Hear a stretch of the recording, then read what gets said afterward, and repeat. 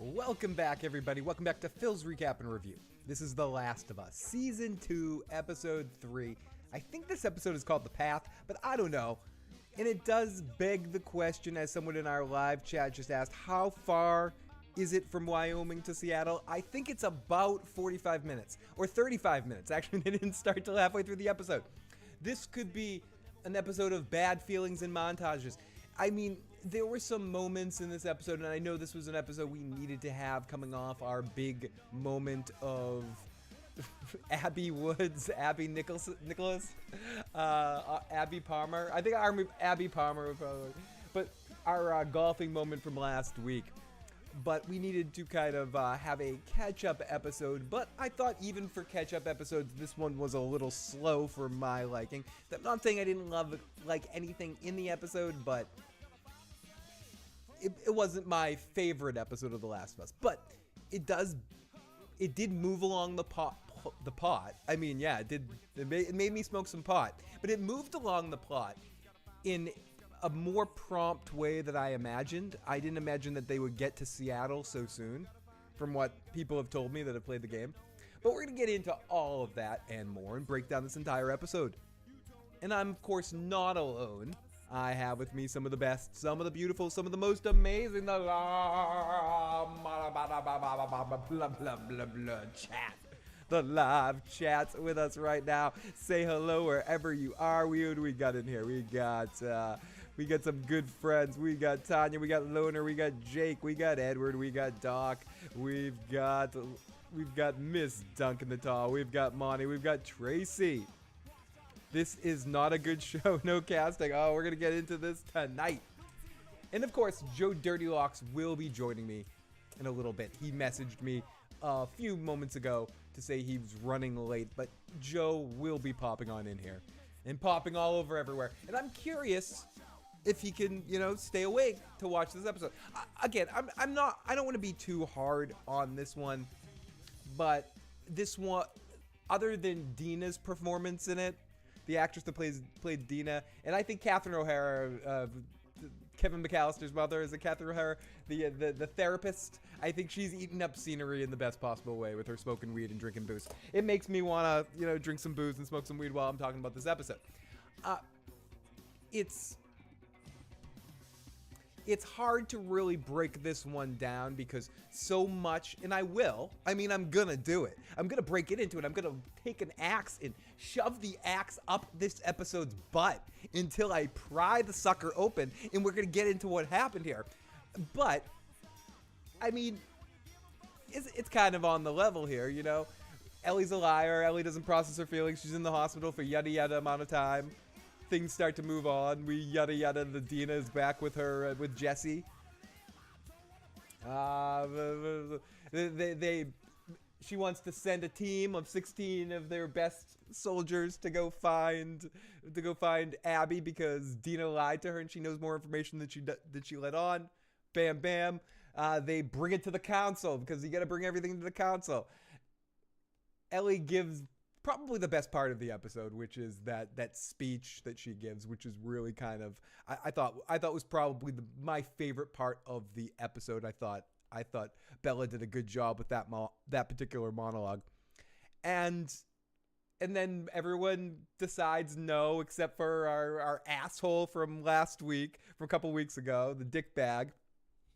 He's on their side, and then he speaks for them, but then they decide to go do it anyway. And they sneak off, the two of them. And then we get a music montage of horseback riding from Wyoming to Seattle.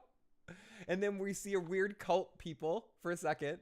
And then we hear other people coming, but then we don't see it. And then the cult people die.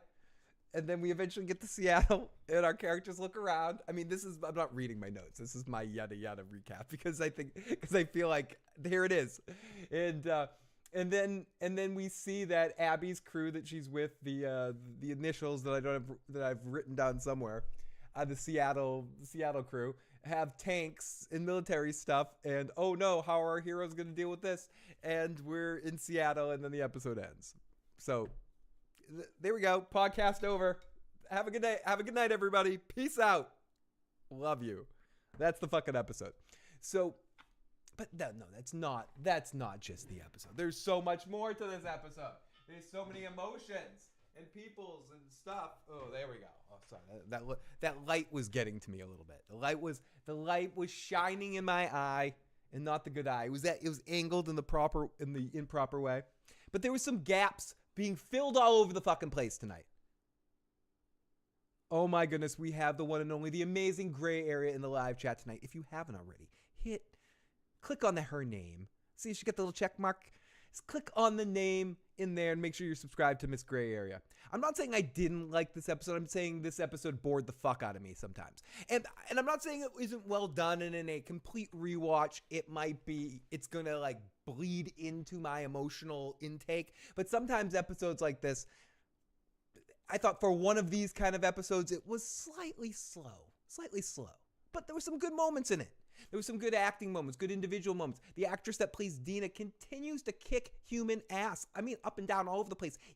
East side, west side, north side, south side. Whatever side you can go. Even some fucking diagonal sides that you can't quite comprehend yet. I think she does a great job on this show.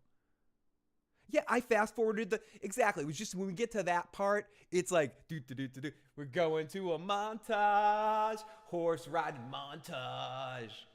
Gotta get it, montage. I'm sorry, I'm fucking babbling my fucking face off. So let's get in the live chat and see what some of these mother grabbers have to say. I don't know why I'm saying mother grabber. Maybe it's how soon are we in the video? We're 11 minutes in. 15 minutes, I can start saying the other thing, I guess. I don't know. Scars, and I was surprised they showed them so early. Okay, so interesting, Jake. These are people that you know, game players know. I mean, I'm a game player in some ways, but not in the way that I've played this game. So my knowledge for things to come generally end after Abby playing with the golf club. After that point, it sort of separates. And if, as I mentioned earlier, if anyone's wondering, Joe Dirty Locks will be joining us in a little bit. I believe he's just driving Katie Crow or picking Katie Crow up from work. I'm here for Phil's. Oh, thank you, Miss Duncan the Tall. It's a hair treatment plan at this point. I mean, pretty soon I'm gonna look like Gallagher or Jack Nicholson. It's going. But I'm gonna hold on for as long as I fucking possibly can, even if I have to draw in that shit. I'm drawing in. We got Joe. Joe just texted me. He said he's on his way. On his way. 2 minutes ago, on my way. Okay, we got Joe's on his way. I can't wait to get Joe's dirty locks spread all over them. Who killed them? I thought the people in the tanks killed them, right? I don't know. This whole episode was set up. We need these kind of episodes. I just think sometimes when you're waiting week to week, setup episodes can seem like fool's gold or a little bit of like a little edging. Someone's getting you right to the point where you TV come and then you don't quite fully TV come. So I think it kind of tickled it, but didn't quite, someone's being a little teasy. With their tongue and their... I don't know why I'm wiggling my face. Why am I doing spirit hands? Those aren't spirit hands. Those are spirit hands. Motherfuckers. Okay. So, the WLF. Thank you, WLF. I would assume you'll learn more about them. That's what I'm assuming as well. Tracy, the wonderful Tracy in the live chat. This is not a good show. No good casting. By the way, everybody, for right now, I have it set on voicemails, but in a little while, I'll turn the actual phone on. But if you want to leave a voicemail right now about your thoughts on this episode, you can do that at 781-990-8509. Again, that's 781. Again, that's 781-990-8509. You can also text that number if I'm like a kitty cat with shit going by and I miss your comment in the chat and you want to throw it in. You want to go, Phil, like you just said, you have the mind of a kitty cat child that has drinking liquid amphetamines. So why don't you calm down? I thought you smoked the weed. Didn't you smoke the weed? And if you smoke the weed, aren't you supposed to be chill? Yeah, you should see me when I don't. But by that definition, can't you pay attention, Mr. Categorical Brains? I don't know. I'm giving myself stupid nicknames, but it doesn't matter. There were parts of this episode that I enjoyed, but there were parts of this episode where I was zoned out. The only thing I liked about this episode was that I didn't have to look at Abby's stupid face. That's it. That's it. I'm happy I didn't have to look and see a self-righteous fucking proud Abby in this fucking episode. I might have puked. And that's all I'm saying. That's all I'm saying. We got Bill Chill in the live chat. I love saying your name, Bill Chill. It's the second favorite name to say in the live chat right now because I saw his name in there. It's Tony Pajamas. But besides Tony Pajamas, you, Bill... I was going to do the sound thing too, but Bill Chill just seems much... It's like, Bill Chill, yeah. Hi, everybody. This is Bill Chill giving you those jazz classics on 94.3. Here's the little Miles Davis, King of Blue. Now check out the Bill Chill Show here on 98.5. I know my call number's changed, but I have a fucking bad memory, so take it for what it is. Thank you for listening to the Jazz Classics. Hey now.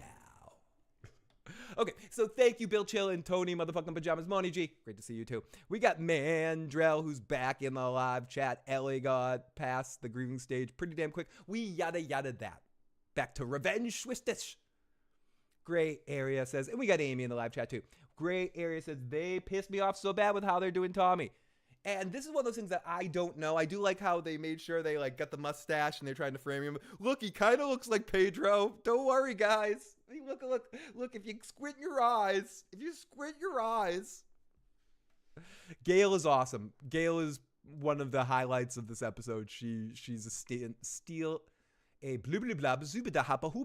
She is a Steen stealer. A Steen stealer. I might be having a stroke live on air, and I apologize if I am. If I am, please, don't do anything. Just watch. I learned how to talk once upon a time in a long, far away land. But Gail is amazing. Scene stealer. Yes, I said it. Say that one time slow. I can't do it. I can't even. You want me to say it 5 times fast? I can't say it 5 times fast. I can't even say it 1 time slow. Fucking meow. Angry Seth brought down the thunder. And John Haymaker agrees with Gray. They did do Tommy dirty. 100% agrees. Says Jake as well. Killmonger. Oh, hey, great to see Gray in the live chat. I thought the vote would go the other way. I thought Tommy was going to side with Ellie. Tony Pajamas, it's great to see you. I'm wearing my Tony Pajamas right now. I can't stand up. No one wants to see that, but I am wearing some Tony Pajamas. I mean, I will stand up in a second. Not that no one wants to see me stand up, but I'm just saying. I'm waking up. I'm waking up here. Mispronounce one word. It's like revving my mind like a goddamn engine. So, Jake, thank you for explaining. And feel free at this point to add context to game stuff as long as it does not give any future spoiler type situations. Because I am Ron fucking Burgundy when it comes to reading things in the live chat, and I will just read it. So, Tommy, says Jake, in the game was part of the reason they were allowed to go to Seattle because he just straight up left. Maria told Dina and Ellie to bring him back. Oh, now I see what you guys in Gray are talking about. Doc Kaiju. Great to see Doc Kaiju in the live chat. I'm bringing over some of the... Oh, thank you. I very much appreciate that, Doc. That means more to me than you realize. Thank you for the support. Thank you for all the energy you give and all the help you give myself, Tony, and of course, Julie. And everything. Blibbity, blubbity, boobity, blubbity. Moving on to another fucking thing because I don't know what the hell I am saying. I'm taking a sip of an alcoholic drink. Thank you. I gotta be like Gail, the therapist, and smoke lots of weed and drink lots of alcohol to watch this damn softball game tonight. Mr. Caskell. Y'all, I'm disappointed with this episode. Oh my God. I'm not gonna say I'm disappointed, but I was pretty disappointed. I'm disappointed that it was exactly what I expected and kind of feared it might be. And I'm disappointed that I expected that they might surprise me with a couple of moments. But I think there were some individual character moments that worked, especially with Dina. And she's my saving grace on screen right now in every scene that she's in. And I also think Catherine O'Hara's character, Gail, really killed it, ate up every moment she could take up on screen. I thought Ellie's speech in the meeting was kind of cool, and the douchebag, Chuck Bass's dad, whatever the guy's name is, the guy that helps him out at the end, the fucking douchebag from the dance. He came off as it was a good performance by him in this episode, and maybe it's just because I know him from Gossip Girl playing Chuck Bass's dad, so It's like, oh, there's Chuck Bass's dad. Look, hey. He's also in something else that I know too. He's in a bunch of stuff. He's like in 24. He's like one of those actors that always pops up in those kind of shows. But yeah, I was a little my pointed was a little dissing as well tonight, Mr. Caskell. Mr. Caskell wanted some more flashbacks. Damn it, says Edward Martin. Edward Martin. I wanted some too. I expected a little bit. Maybe we'll get more later. I don't know if Ellie is lying when she says she didn't talk to Joel again New Year's Eve after that situation, but there was. I feel like I'm missing that. I miss it. I want it. I need it. We all want it. We all want that. We all want more Joel slapped right across our face. And I want to make you smile, Edward, because you seem like the nicest human being on face of the fucking earth. So, Edward, I'm toasting this drink to you, good sir. So, are we assuming that WF killed the Whistlehammers? That's what I'm assuming, Moni. Yes, it come down. Hey, dog, stop. We've got the one and only Amy. Oh, not the one and only Amy. I'm sure there's other Amy's. But Amy, it's great to see you in the live chat. Killmonger, where's Joe? Joe will be here soon. Oh, I see Joe is actually... You asked, they shall receive. Joe Dirty Locks is setting up right now. I can see his device not quite connecting. We may have some technical difficulties getting Joe started here just because... It always is when we first connect anyway, so we might see Joe before we hear him or hear him before we see him or something like that, but I believe he's setting up as we speak. As Gray said earlier, I fast-forwarded the horsebacking ride. Yeah, it was. It was very much like just put on the music and let's yada yada this shit right here. Let's put on the music. Here we go. Let's go. Doesn't feel the same without Joel. Jolie Westside, it's tough. Hey, Melissa, great to see you in the live chat. And thank you to Gray and thank you to all of our people in the live chat right now that are joining us tonight. It may not have been an exciting episode, but it's always exciting to see all of you guys. This sounds like music at the end of the episode. This is like, and on that note, everybody, have a good one. Joe Vion in a moment here. I think he's setting up. He's just getting his shit together. I think he's running a couple of things, but he is definitely good. Oh, I will get a fucking wig. Killmonger, I've had some, without getting too serious, I have some health issues that I've dealt with and I'm still dealing with on occasion. And I've often not even half joked to Joe and our other best friend, Nick, that when that happens, I expect them both to kick in like hundreds of dollars to buy me that wig. You know, I'm not suffering through that stuff without some sort of fake Khal Drogo wig or some stuff. I want like the fake hair Jason Momoa wig going on here, you know? So Joe is connected, but I'm not sure if he can hear me yet and do all of his stuff. We'll see if he pops in. I see him fucking with his shit for a moment here, but we'll get Joe on in a moment here. Let's see if there he is. There he is. We got him. He's with us just to prove something for a second. But let me continue in the chat while Joe is finishing up his setup here. No, we didn't need that shit. I am in climaxing mode all over the place, Jackie. See, we got JSM down in there. Great to see you, buddy. If you're going to kill off Joel, says Gray, you got to lean into Tommy. They are fumbling the bag as of right now. I'm looking forward to hearing Joe's thoughts on that too. The people that have played the game, because I have no point of reference to Tommy and I just think of Tommy as as like a schlub, as like as somebody that's like, a rule sticker that's, caring about the community more than his family right now. Like I don't know. I don't quite put a read on Tommy right now.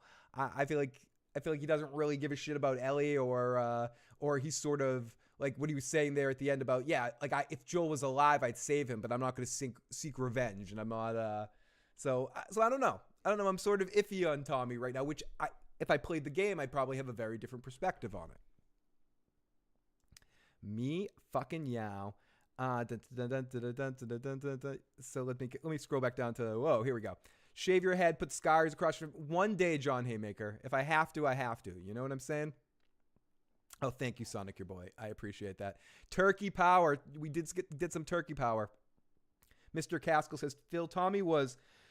passive in this episode. Didn't feel like that in the game. In the game, he was revengeful. He was like into it and big into it. Joe, can you hear me right now? I don't think he can. Oh, you can hear me. I can't hear you. There we go. The reason why he was more into it, I think, was because they changed the story a little. They didn't let the romance between Ellie and what's her name, Brew, beforehand. They saved it kind of for like their long trek that they just kind of skipped through tonight. So they just yada yada that track. So in the game, that's you actually go. They don't just music montage the walk. No, it's yada yada too in the game, the trek. Yeah, it is. So it is, but you're supposed to take it like they just spent a couple months or at least a month or whatever walking there, so they've gotten even closer. Oh, you cleaned up the beard. Yeah. So when she walks into her house and talks about the plan, you get the impression they only kissed that once. They're not really that close because she was like, I didn't know I could ask you to come with me or do this and stuff. So in the game, you are much more into her and you sleep with her before Joel dies. Tommy's there to see it with you or to experience it with you, not her.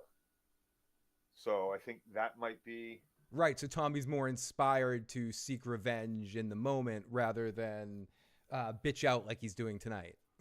Right. I'm not saying he's bitching out tonight, but you know. Well, okay, so Joe, I've shared a little bit of my thoughts, and we'll get back into the live chat in a moment here. Thank you, everybody. And like I said, you can call and leave your voicemail, 781-990-8509. Let Joe and I thought. My thoughts, I don't know if you heard anything I was saying beforehand, Joe. I was a little bored by tonight's episode. There were some scenes and the moments that were all right. Like, I didn't mind. I kind of liked Ellie's speech in the scene. I like Catherine O'Hara's characters eating up scenery, and I like Dina. Every scene that we get of Dina, I think that actress is fucking awesome. She's like jumps off screen. She's entertaining for me. But for the most part, like, I didn't expect them to get to Seattle this quick, and not that I know what else happens. And a lot of that was a little bit. I'm having trouble with finding a lot to feel in this episode, Joe. It kind of was a little boring for me. I get it. So what are your thoughts having know the story? Was this a good representation of this part of the story for you? It's a little different, but it's kind of the same. They hit a lot of points. Like, this is episode 3. Yes. The game hasn't even fucking started yet. Oh, so we're still in like the prologue of the fucking yeah. game. Like, the game basically starts when you get to that fucking highway that you saw at the end, and you see all the cars lined up, and they're like, or right before you see it, she says, "We're close." And then, like, they come out and there's a highway with all these fucking cars lined up. Like, that's when the game starts. Interesting. And even that is still, like, depending on how quick you want to run through that particular part, it's not... you still got, like... this is basically where the game fucking starts. That's crazy. Like, it's all prologue, basically. Joel's death, like, everything that happens, like... you're introduced to Abby. You're introduced a little bit, like, and all these new characters. So, like, now you're on your way, and, like, the game starts here. There's no, like, real going across the country. There's no stops along the way. It's just suddenly now you're in Seattle. Okay, so the game... Ellie gets there because that's what the story's going to be. Okay, right? So did this all need... Maybe I'm being an impatient douchebag because I don't know what's gonna happen, so I'm like It's been 3 episodes to get through the right. That's what I'm saying. Couldn't you have done this in 2? Couldn't you have somehow cut all of this into 2 episodes, or if you were to stretch this out a little bit longer? Like, wasn't there a better way to do this? Couldn't you have cut the time that she's going to Seattle and shown us Abby coming from Seattle? If we're supposed Episode 1 should have been all Abby shit. All Abby, only Abby. Shouldn't we have gotten more Abby if we're supposed to give a shit about that asshole that killed my fucking Pedro? Like, shouldn't we, like, get more with her already at this point? We're going to get more with her. We have to get more with her, but it definitely should have started. This season definitely should have started. Not just with one scene. It should have just started with Abby. It should have started with Abby. Episode 1 should have been all fucking Abby and her people. Not even like starting from the hospital. It should have been like, maybe we see her with her dad when she's young, and then like 15 years later, and then here we go. Now she's 20, and she's without her dad, and she's with the WLF, and then we learn about what what her fucking deal is, actually get us on her side, show us that she's a good person, show us that she can She's not a good person. Fuck her. show us that she's fucking capable and shit to do. She's not to do capable. stuff. Fuck her. You see a fucking army walking down the street, like, she's supposed to be a fucking badass and command respect, and like you see an army walking down the street. Yeah, yeah. Like, I'm sorry, but like the person we saw does not fit. Yeah, these things don't quite equip. And yes, Gray, I'm like cut episodes here. I want the same amount of episodes. I just feel like you could have There's time squandered. Yes. They show things that aren't necessarily. They're more interested in this character development, and they're more interested in touchy feel shit, like, than they are the gritty grind of the game. So far, because we've gotten most of the cut scenes or the cinematics from the point until we get here where we are. We've gotten most of the cinematics. So like, it's not all. Like, there's quite a bit of action, so you can learn that you can crawl under shit now. And there's like things you have to do so you can, again, if you never played game one and your people heard you talk about it, they want you to be able to play it without ever having played game one. So you have to go through all like the this is your guns, this is your ammo, this is your menu, this is your this is your that. And in order to get through that in a game, traditionally, it's small little action sequences mixed in with so I get it now. They wanted to recreate the whole feeling of the tutorial in these first 3 episodes. Without the tutorial. So we cinematics and took out the tutorial. So we created. So we were forced. No wonder why. I fucking detest tutorials in video games. So that's why I probably wasn't feeling it, because this episode felt like a tutorial for what's about to happen in Seattle. Okay, how about? And we're going to break down this episode beat for beat in a moment here. We'll step into our recap here. Not waste any more time. But how do you feel? You obviously know. Anyone in the live chat know. I've heard people say their names, or I've seen people say their names, because I don't know who they are. The people that we bump into, that we randomly see halfway through the episode, the ball dudes. Seraphites or whatever. Right, you know their names. Isn't it? As somebody that knows what's going to happen with them or their reference point, do you feel bad for me having not played the game, that has no fucking clue who they were or why they're important at all? I feel I would rather be like you. That's what I'm asking. Would you rather be me or you right now? Because I don't care. Like I don't care. I'm like, who the fuck are these people? I would rather be in the position of a first-time viewer and not a player for this, because knowing everything I got to do and got to see and be a part of, and knowing they took most of that out, right? And that's the shit that was like the cinematics are great, the story is great, but like all the stuff that comes between that is what makes those cinematics great, is what makes those moments meaningful and deep between Joel and Ellie, or between, this girl and I can't remember her name for the life of me, and Ellie, right? Like, you took out any interaction or fight they were going to have together except one scene in the grocery store. That's it. That's what you got. And like, yeah, no, I hear you. I mean, on the I would rather be in the position of not knowing all the stuff I know and then just being able to watch it blind. And if I did that, like, I think I wouldn't think much more of this than The Walking Dead at this point. So at this point, you feel like the fact that... What's with that fucking therapist, dude? She's stoned all the time, dude. It's fucking awesome. Fuck it. She's fun. She's stoned all the time. She's fun. She's Kevin McAllister's mother, dude. She's great. She's fun. She's on Schitt's Creek too. She's hilarious. She's a comedian. She's wacky. Yeah, this is her bits. So what happened between you and Joel? I'm just gonna tell you everything we talked about right now. Because, he's dead. He's dead. She's can't possibly affect how you think about he's him. Dead. Or And what you do in the future. So you say like, client. I know you're a medical professional, wow. Joe. So I know you're a medical professional. So is she breaking some medical things after death there? Absolutely, Even after death? What the fuck? That wasn't like...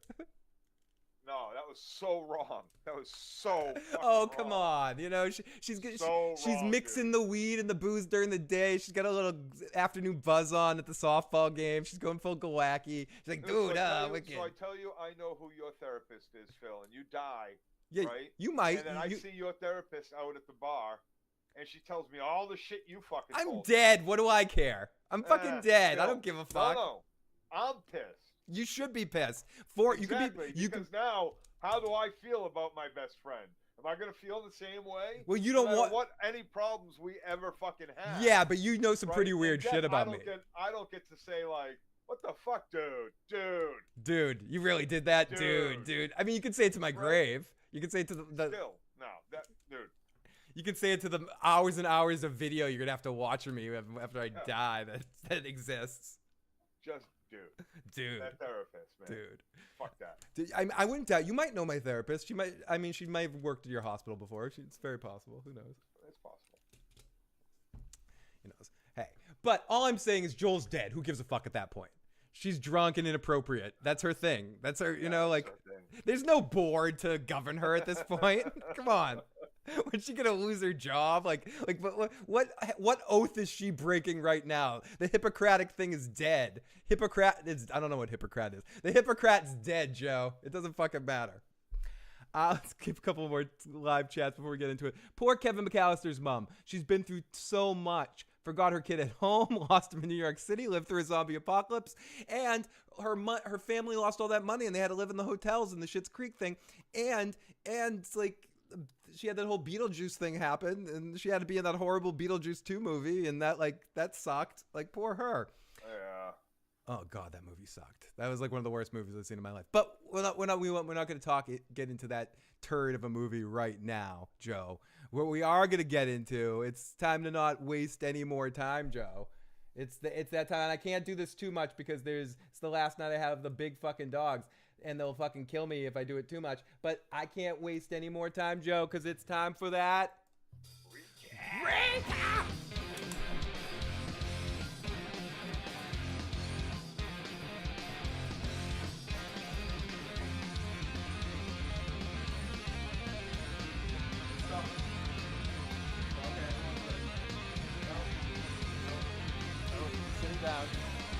Sitting down.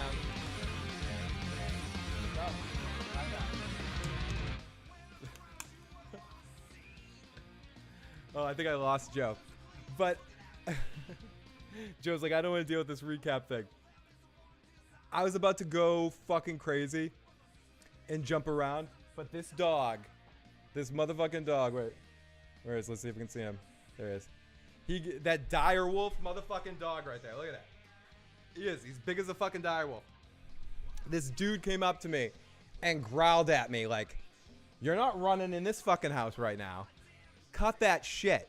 So, thanks to the dog, my downstairs neighbor can relax. Yeah, the dog does not. The dog would have ended me. The dog was like if you want to do zoomies right now, your life will be over. Everyone. Oh yeah, okay. Sorry, doggy. I won't do it, doggy. I won't do it.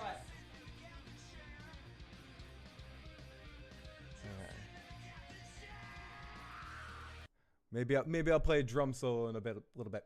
Okay, so let's get in the live chat. Oh, cute doggy. Doggy didn't want to play. Joel loves coffee, but I think it confirms Ellie was lying to the therapist. The dog is a parrot. Dog's like, Phil, you are too much right now, good sir. Oh, dog. Come here. You're a good boy. You're a good boy, Mr. Dog. Don't worry. We're not going to go. I will not go crazy. I will not go crazy for you. But I will. But I owe the people some wackiness. It's the recap. That needs to happen. There needs to be some wacky dancing or some sort of ridiculousness. So let's do the drum thing.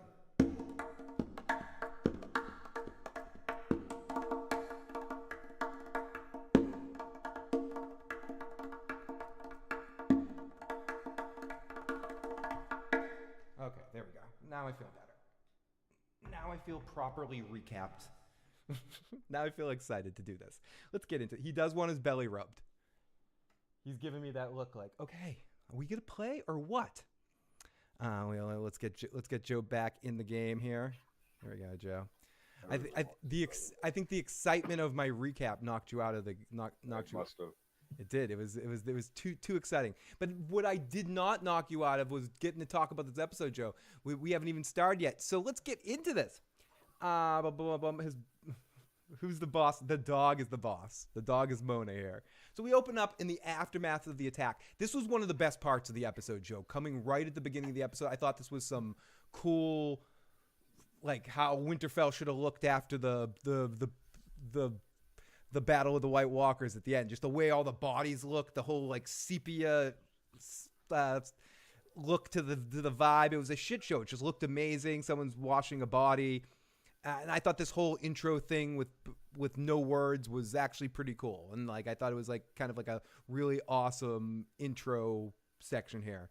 Washing the body looked amazing. The doors open. It's Tommy. The color scheme is just, it's like a sepia thing. It was really well done. Tommy's looking all fucked up, sad, no words. They got him with the mustache looking as much like Joel as they can. Like just like they close up the angle on him to just make him look as much as they can like Pedro. Like Pedro's not God. See, Tommy kind of looks like him. It's okay. And then he grabs the body, helps wash his face, and he says, "Give Sarah my love." And it's a heart-filled moment, Joe. Lots of depth and heart and emotion. You don't have any patience. I didn't feel it at all. Do you have any patience for this kind of stuff on your television screen at all, or is it just this particular moment you didn't feel was earned? Are you talking about like just the drop down and you see all the zombie bodies outside the gate? Yeah, I thought that was a hospital scene. Yeah, I thought it was cool visuals. Some cool visuals there. I mean, that was cool visuals. I don't mind that. And I was actually kind of glad they were just like 3 months later too, so we didn't have to like hear a bunch of people moan about Ellie fucking injured, or see fucking what's her name visit 100 times. Dina, yeah, see Dina pop in 5,000 times. Like I'm glad they did it the way they did it, rather than the way a million other places have done it. Yeah. You know?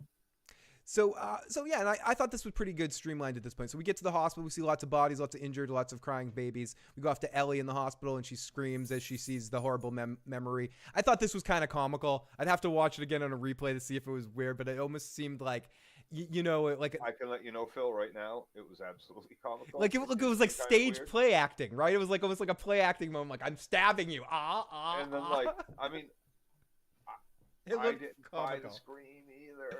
The scream was okay. Give Bella was doing pretty good in that scream. I thought she pulled off the scream. I don't know. She's like,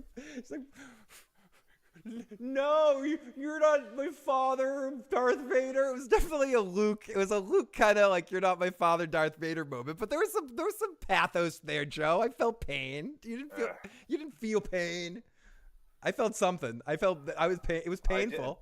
Like I said, I was glad they were like 3 months later. We'll get into it. I was very happy about that. Okay, see, that Joe just said something good. You're a humanitarian, Joe. Oh, we got the amazing Anna from Red Lipstick Club in the live chat. That militia is a lot larger than 3 to 5 people. Just saying. He wants his belly rub. Moni says Red Lipstick. The previews for next week's. Yikes, they got caught. Oh, well, I did watch a little bit of the previews from next week. We'll talk about that. Gray says, will we have the Night of Seven Kingdoms trailer? Rumors might May 14th. I've heard May 14th. I was hoping it drops tonight. I'm actually very excited for that. I know Joe's excited for that as well. And I just saw Joe just put up a drawing that he's done from The Last of Us. I saw that. Looking cool, Joe. I like that. And I cannot wait to see a full trailer for that, Gray. As much as I do enjoy The Last of Us, this might not have been my favorite episode, but I am enjoying it. It does feel to me like the show I'm waiting to be over so I can get more information on when Night of the Seven Kingdoms is coming. Occasionally it makes me feel that way. Blue Steel says, why was she in the hospital for 3 months? She wasn't stabbed or shot or anything. In the game, She might have broken a rib when she was kicked or beaten. Mm. Like he kicked her in the ribs, broke a rib, punctured lung. I don't know. Anyway, my point though in the diaphragm, the her spleen burst or something. All right, take your pick of whatever she needs, a suction machine for the drainage on her wound. Yeah. Sonic Your Boy says, great drawing, Joe. Gray Area says she had a chest tube. So yeah, she says there was some shit going on. So there was some months needed for healing purposes. But I did think the flash to Abby, I'd have to see it again to see if it was as comical as I looked. What it reminded me of, Joe, is sometimes when I don't know how well you know Oz, but like when you're watching Oz and sometimes Augustus Hill's giving a speech and two of the characters are play acting behind them and like going, oh my God, and there's pain over here, and you see Vern and something like choking somebody. It doing like almost a theatrical play acting, like you're playing a theater game or something, like the whose line is it anyways, people. To me, in my vision, it looked like Abby like fake stabbing Joel, and there was no blood or anything. It was just sort of like a blah, blah, or like whatever. But I'm sure it looked cooler than it looked to me. I was looking down, taking notes at the same time. Yeah. So it seems like some 3 months time went on as the town gets put back together. And I also like how they did this too, Joe. They just kind of zipped forward, and instead of showing us too much, they just showed the town being put back together. Smiles and shovels, everyone, the music's upbeat a little bit more. The strong axe dudes around over here. We see Ellie and the doctor saying my pain is 0, and then she checks in, and then here comes the therapist. So this therapist is the... Okay, if we were making a vote on television and movies, I'm not going to argue with you that this therapist deserves high on the shitty therapist list. like she's not very good at her job from what we've seen so far, correct? Like we will say she's the... I don't think she is. No, I would agree. I think she's burned out, like she was kind of just saying, like, I'm done with this shit. Nobody's here to help me. She's no Dr. Melfi. I'm just saying that. So she's Melfi when she's like drunk and she's calling people smug cocksuckers and shit like that. But it's like she studied to be play a therapist. She just watched the drunk parts of Dr. Melfi and Sopranos episodes. She's no different than fucking Carmela and the rest of the women, willing to take Tony's money and not do anything for him. Someone says my mic channel volume is is low. Let me turn my volume up. Let me know if that helps. Inglewood, I'll happily be louder. No one wants to hear myself more than me. Let me see if that's better, buddy. Sorry. Thank you for letting me know. Turn some volume up a little bit. Okay. So yeah, they're having a feeling happy session. She's like, I miss him, and I was sad. When was the last time you talked? Last time you talked, it was very fight. It was like when you guys fought, and she says, I never talked to him again after that, and it was lying. It was a lot, and because she obviously did talk to him again, that we just haven't seen it yet. Yep. But and then this is when she starts breaking those confidences. You think this is inappropriate right from the start, that she's like, the last session I had with Joel, he told me, she basically says everything that Joel said. No, she lied. No, but she's telling the truth about what Joel said. Like Joel said that he... Oh yeah, she's telling Ellie what Joel said. Yeah, you think it's inappropriate for her to tell Ellie that? Absolutely. Absolutely. He's dead. Doesn't matter. I guess that's something I don't understand, is you being a medical professional. Like it's none of her business. But I'm saying even does that oath, does that protection even come after death? It's none of her business. If Joel wanted her to, if Joel wanted, no. Couldn't I, if I found out, if you were hiding secrets, you buried a Scrooge McDuck treasure, and you told your therapist clues, and you died, can't I talk to your therapist and find out what you told your therapist in sessions to get the gold? Like, is that inappropriate? For you to do? No. For her to do? My therapist to do? Yes. To give me the notes of your sessions after you're dead? Yep. I say so very inappropriate. I say give me the notes. There's nothing wrong with that. There's everything wrong with it. It sounds like a beautiful idea, Joe. It really does. I'm a Well, I'm a fan of it. I want your Scrooge McDuck gold. That's what I want. no, it's not. It's not right. Yeah, and as Red Lips, are there HIPAA laws in the No, apocalypse? HIPAA laws is just about fucking punitive damage and making someone pay. This is an ethical thing, Okay, so you think it's an ethical which is violation? which is what the HIPAA laws are based on, ethics and shit like that. But Fair enough. So you say it's a break of confidence to Joel after he died. Like it's sort of like fucking over the man in his last deathbed wishes sort of thing. That he never wanted Ellie to know this information. He actually even said that, like, don't say this to Ellie ever. And then that's understood just by walking through the door. Mhm. Is that anything I say to you gets said to no one ever unless under court order and penalty of you getting jailed otherwise. But isn't a or someone else has been harmed or is going like physical harm to others is going to happen or has happened. well, isn't a sad daughter like just as good? Let's say a sad daughter is just as good. Okay, so they have a feeling session. I miss them. I'm upset. Blah, blah, blah, blah, blah, blah, blah. How do you get through it? And she says, I'm living my best life. I'm healthy. I drink booze and, and that's how I deal with people. So Ellie walks out of the doctor's with a clean bill of health, Joe, because that was a very important session. And she walks out of there. Gail just didn't respect Joel or like him. So, yeah, ultimately that's a great point, Gray, that, like, I think part of that came through probably, Joe, and that's what you're picking up. Gail just didn't really respect Joel, and so she doesn't give a fuck. And no, she also told what's his name, Tommy at the baseball field, I don't give a fuck. Yeah, she doesn't give a fuck about anything. Yeah, she's done. Like people are gonna come and talk to me, and she said the same thing to Ellie. Where do you think I get my weed and my fucking booze from?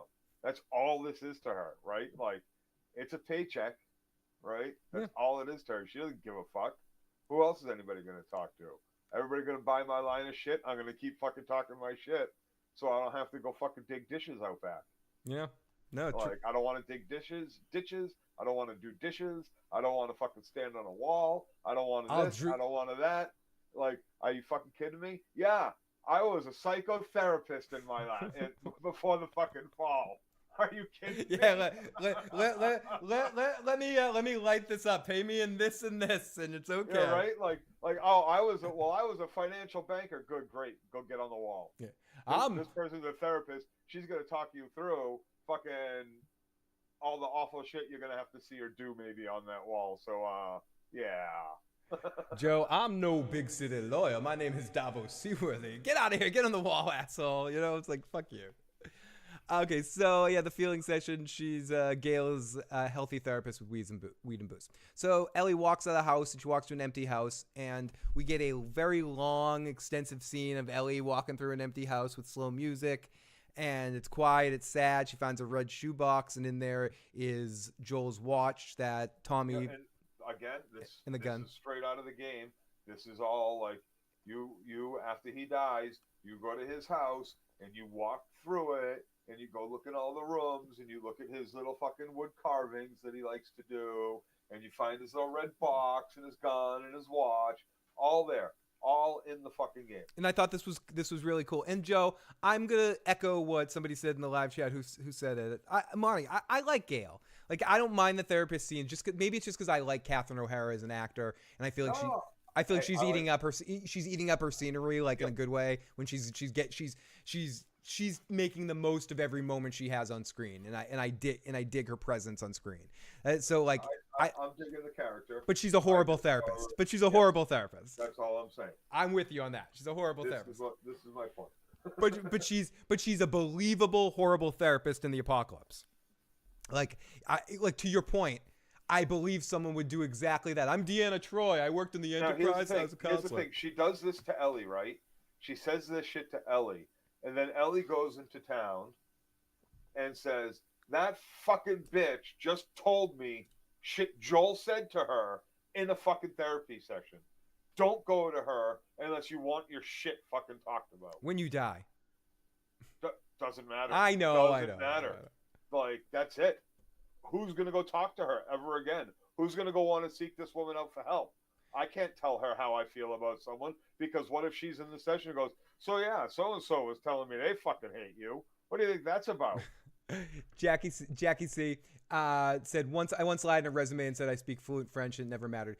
Resume stuff is funny, like the stuff you put in a resume. One of my favorite theater education classes, like when I went to theater school, was a class called, it was like monologue and auditioning or whatever, and one part of it was they take the teacher takes your resume or your acting resume and like all your special skills and everything it says you can do, and then makes you do everything on there, and anything you can is like minus 20 points if you can't actually do it. So it'd be like, oh, you can speak in 12 different dialects, speak in French, speak in this, speak in that, blah, blah, blah. It was like throwing all these like actors that were way better than me that could just like, I was like, can play drums and say all 50 states, you know? Like I had like some really shitty ones. But like some of the people were like, can speak in 17 different variations of a British accent, you know? And like the teacher would be like, do number 16, number 50, and they're just like zipping through it. Like it's almost like that scene, if anyone's ever seen Frasier, where David Hyde Pierce is forced in the last minute to do the radio play, where Frasier like throws like 16 characters on him in 5 minutes, and someone's just doing it like really quick. And that's one of my favorite moments. And then if someone can't do it, you fail the class. Like if you had too many things on your resume that you couldn't actually do, they'd be like, you're fucking failing. This dog is not enjoying this podcast right now. So lie down, buddy. Do I have to fill up your water? Oh, we got the one and only KP in the live chat. Great to see you, KP. Okay, so there's a watch and a gun, and it's like revenge swiftness. There's not a lot to eat in this episode in these scenes because it's just what it is. We see her crying and really feeling a lot of the emotional energy of this situation. Hi, buddy. Don't give me that death stare. I don't know if Joe can see the dog giving me the death stare right now. We got a voicemail from KP. KP, I'll play your voicemail in a second, and I'll open up the phone lines for a phone call in a second too. I think I switched over to voicemail. Yep. I'll turn on the call in line in a moment here, KP. So she's sitting at the table. Okay, so she's coming in. Dina calls her name. She's sitting at the kitchen table, and there's an awkward talk moment. She says, "Thank you for coming to visit me so much. I made you cookies. It's peace offering because I'm going to lie to you. I lied to you about the situation. I know where they are. I know their names. I know where they're going. I didn't tell anybody. I waited to tell you." And Ellie gets pissed off for a second, but ultimately eats the cookies, and they both decide that they're going to go and save. The WLF is where they are, the Washington Liberation Federation. The Wolves. Stupid motherfucker. Washington Liberation Front. The Okay. People's Front of Washington Liberation. Yeah, they sound like a smart crew. The Washington Front of People's Liberation Front of Washington. I want to create a new segment called Joe's acronyms. Liberating Washington. I'm doing a bad impression of a great part in a great movie. So the People's Front of Judea, the Judean People's Front. Are you doing History of the World? Monty Python. Okay. I'm in the neighborhood. So Dina is like, okay, we know where they're going, and I loved him too, Ellie. And Ellie's pissed, and Dina slides cookies, and she eats the cookies. Dina names them all, and Abby. And the yellow triangle shows the symbol, and they eat cookies, and now what? So they go off to Tommy, and Tommy is like, Ellie, whatever. We need to bring this to the town. Like, don't tell me I know my brother. He wouldn't revenge me. He'd save me, but he wouldn't revenge me. Blah, blah, blah, which I think is bullshit. I think Joel would go and fucking murder them. From what I know about Joel, even television Joel, and you know Joel. Yes, he would. Joel would murder them so quick, he would not have stopped. Listen. One of the things, like in the beginning of the game, right after Texas in the first game, when we meet Joel in Boston 15 years later, whatever it's been, he and that woman, I can't remember her name either right now, get a battery stolen from him. Marlene? No, Marlene is the Firefly. Okay. But the guy they go, like, I forget what the fucking guy's name is, Bill or Frank or some shit like that. steals a battery from them too. And you go and kill like 20 of his guys and then kill him just to get Marlene's name, which is who they sold the gun to for something. A bunch of guns or something. I forget whether it was guns or a battery. I think it was guns. But it was like Tess. Like Tess is great. Yeah, Tess. This dude stole a bunch of guns from Tess and him. So they went out and killed like 20 guys. That's for a theft. Right? That's for a theft. For some fucking meal credits in Boston. Yeah, what's Joel gonna do if? Fedra, yeah, what's right? Joel gonna do if you kill your fucking brother? And Tommy, I don't know if Tommy's Goldberg in this, but he just is like has a very laissez-faire attitude. He's like, yeah, he's already dead. You know, if it was to save him, Joel was a straight killer. He even says it in Philadelphia, or sorry, Kansas City. I've been on both sides of these traps. I've made these traps. I've been through these traps. He's done some shit. You are absolutely right, Money G. He is a stone cold fucking killer. He is straight up emotion and revenge, and he is absolutely fucking capable. They didn't even kill Ellie. They were gonna kill Ellie. Joe, I forgot to mention possibly find that cure for humanity, and he killed 19 of them. Joe, I forgot to say congratulations. It seems like you have your computer set up again. Yes. Yes, I know. I know. You're looking nice. Yeah, you're looking good. Good. Someone said you were from 20,000 Leagues Under the Sea last week, and I'm like okay, wow. You know, Joe sounds much better this week. So the audio's better. The camera is worse. Not the camera. The camera looks good too, but it's. If I had a stand for my phone, I would just plug my phone into the computer and use that as the camera. It works. It's at least you can check out the chat now. Red Lipstick Club says Tommy did have a kid in a Did Tommy didn't have a kid in a family in the game, did he? He had a wife and not necessarily a kid. Okay, so which could kid that I remember. Which definitely could change the situation. But either way, hi Lotus, sorry honey. So Ellie is like, you'll back us up right at the meeting. He's like, sure, of course I will, kid. And he yells at Dina for not holding back information. Says for the second time, someone's like, oh, Dina, you hold back information again, you're in trouble. Yeah, whatever. It's not bullshit. I don't know anything. I really don't know. I'll hold my thought because we're going to get to this. And maybe you guys can tell me in the live chat. This is one of those things I don't care about being spoiled about. But Joe and I, a few years ago, and I feel like we could do an updated video on this, did a television tropes episode where it's like you see a character cough in an episode. It means they have terminal tuberculosis. You see a character throw up in an episode. It means they're fucking pregnant. So what? Dina's pregnant? Like, don't tell me. I don't know. I don't know any spoilers. No. Well, she did say I was just with them. I did go back to her. Right. Anyway. She was vomiting, so I'm assuming she's pregnant now. But yes. You want me to tell you? You want me to give you? No, I don't want to spoil her. I don't want spoilers. I'm just saying. TV trope 101.358 dictates that Dina threw up in this episode, which means she's pregnant. That's all I'm saying. I'm not saying I don't. Hey. There you go.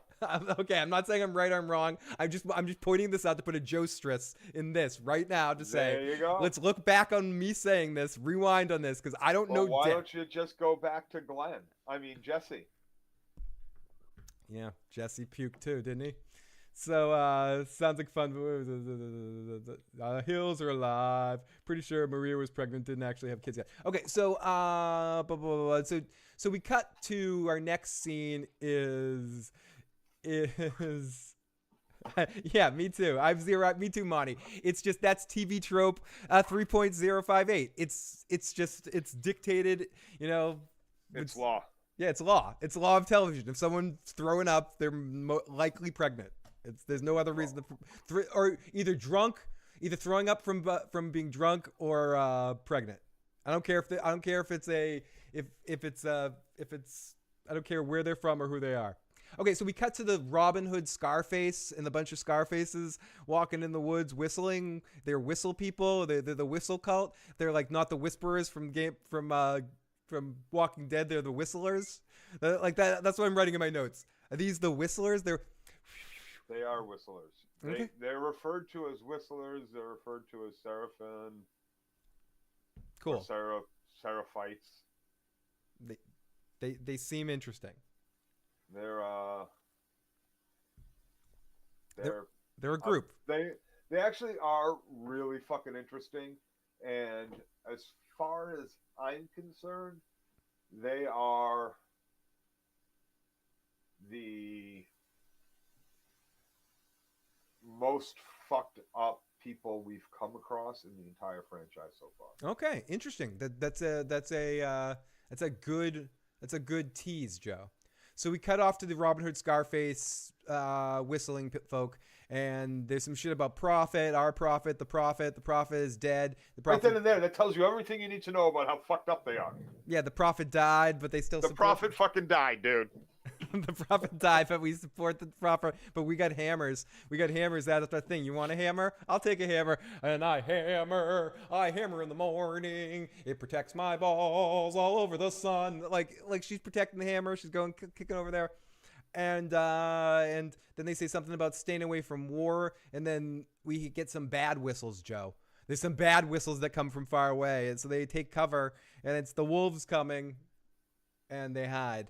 And we cut away to Ellie training on the punching bag with Jesse, punching. Her boss is also on the council, and she's like, "Dude, can I count on you?" And he's like, "Dude, I can't tell you, and no, and I can't talk to you about these things." And he gives her advice to write her thoughts down to organize them, because otherwise she just comes off as angry. And she did it. Good advice. It was very good advice. Yeah, red lipstick. I don't know what they're doing with those hammers either. They use them as back scratchers. Like what are those hammers doing? What are the hammers doing to the infected, Joe? Oh shit. I don't know what those fucking hammers are about. I don't either. Okay. Now I got a hammer, and they're hammering in the morning. The hammers were used to kill Ragnar and the Trident. I think so. With Ivar the Boneless was there to attack Joe. So we go off to Ellie training on a punching bag and all that. Okay. So then we go to the council, and Scott is talking about turkeys and the differences between chickens and turkeys, and about proper corn maintenance, which is very important. He doesn't really have a opinion on this whole going to Seattle thing, Joe, but he really needs to like dictate the importance of the chickens and the corn. I thought this whole scene was good. I thought everything in the council meeting was genuinely an entertaining scene. I thought Scott at the beginning here was comedy. I almost feel they should lean a little bit more into the dark comedy, because they do it kind of well when they dictate it. I don't know if the game has dark comedy in it, but the show seems to border on it a little bit sometimes, but shy away from it. Right. But I thought everything with like the council and the turkey and the difference of the corn, that was all kind of funny. And that's every place there's someone like that, right? What was that? Yeah, there's always somebody like that in town.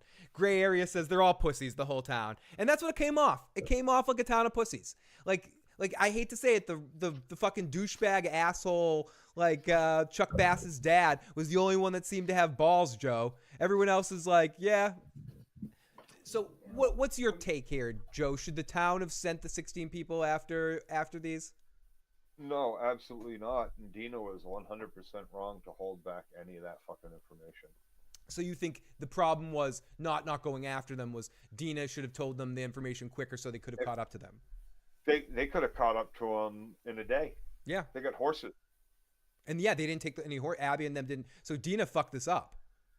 Yeah, that like honestly, if she had been like, it was 5 people, it was, I got their names. They're all about my age and my size. They're fucking disorganized. They're not on the same page. They weren't down with what she did. Like, we should go kill them all. Yeah. No, I agree. I mean, it was kind of... 16 people would have absolutely, 3 months earlier, gone for a day. 1, 2, maybe 3 day, and then come back and help with everything else. Yeah, no, that's a good point. I don't think, because everybody was still pumped, and it's easy to assume or imagine somehow that these 5 people brought this horde with them. Do you think she did it just to gain points with Ellie? Did she hold on to that information just to gain points with Ellie? It doesn't seem like what would be. No, like maybe, but I'm not sure why she would have done it. Like she said she did it. I didn't want you to jump out of bed, like, and come running to go. You needed time to heal, but like 16 other people would have gone and dragged these motherfuckers back and hung them in fucking town square. Yeah, and then could have saved her for Ellie to do the death blow. Like it's not like they didn't had to kill her until Ellie was out of bed. They could have just. No, I don't think the town seems like the kind of town, like you guys said, They're pussies, yeah. that would allow Ellie to then beat her to death. Like they would hang her or something. Shoot Eye her. for an eye. Freedom, Joe. Freedom that shit. Gobble gobble, motherfuckers. Okay, so we someone speaks to Joel. Someone speaks against Joel. We've lost too much. I like Joel, but you know I lost my husband too, and not everybody is everybody's friend, and not everybody wants to go out and fight. Exactly. We can't give up 6. Then Carlisle says, my name is Davos the Seaworth. I'm Carlisle. And Phil, like no doubt, if someone killed my dad in this situation, Yep. and I was like, I'm going to kill him, no doubt you would be like, okay, I'll come with you, Joe. And then I'd say, no, Phil, please don't. You'll A, slow me down, and B, probably get killed.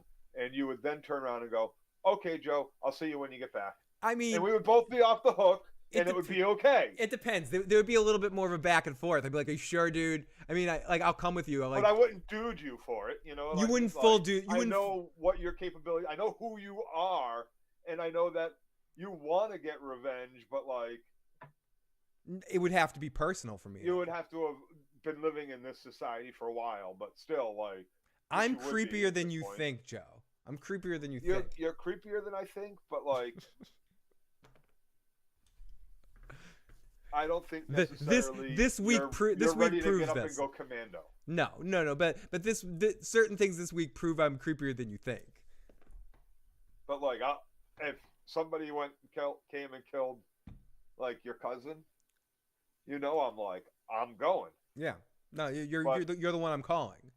But like, there are other people that we know that we expect would not come. But there's other things that you would think, you know, like if we were all the Goonies and we were on a mission, we'd each have different skill sets. That wouldn't be my particular skill set. You would send me off to do something else. I'd be, you know, I'll hit if all they did was drug me and I had to watch them kill like Craig with you in front of us, right? And didn't have to watch it and like woke up after they drugged me and shot him in the leg in front of me or whatever.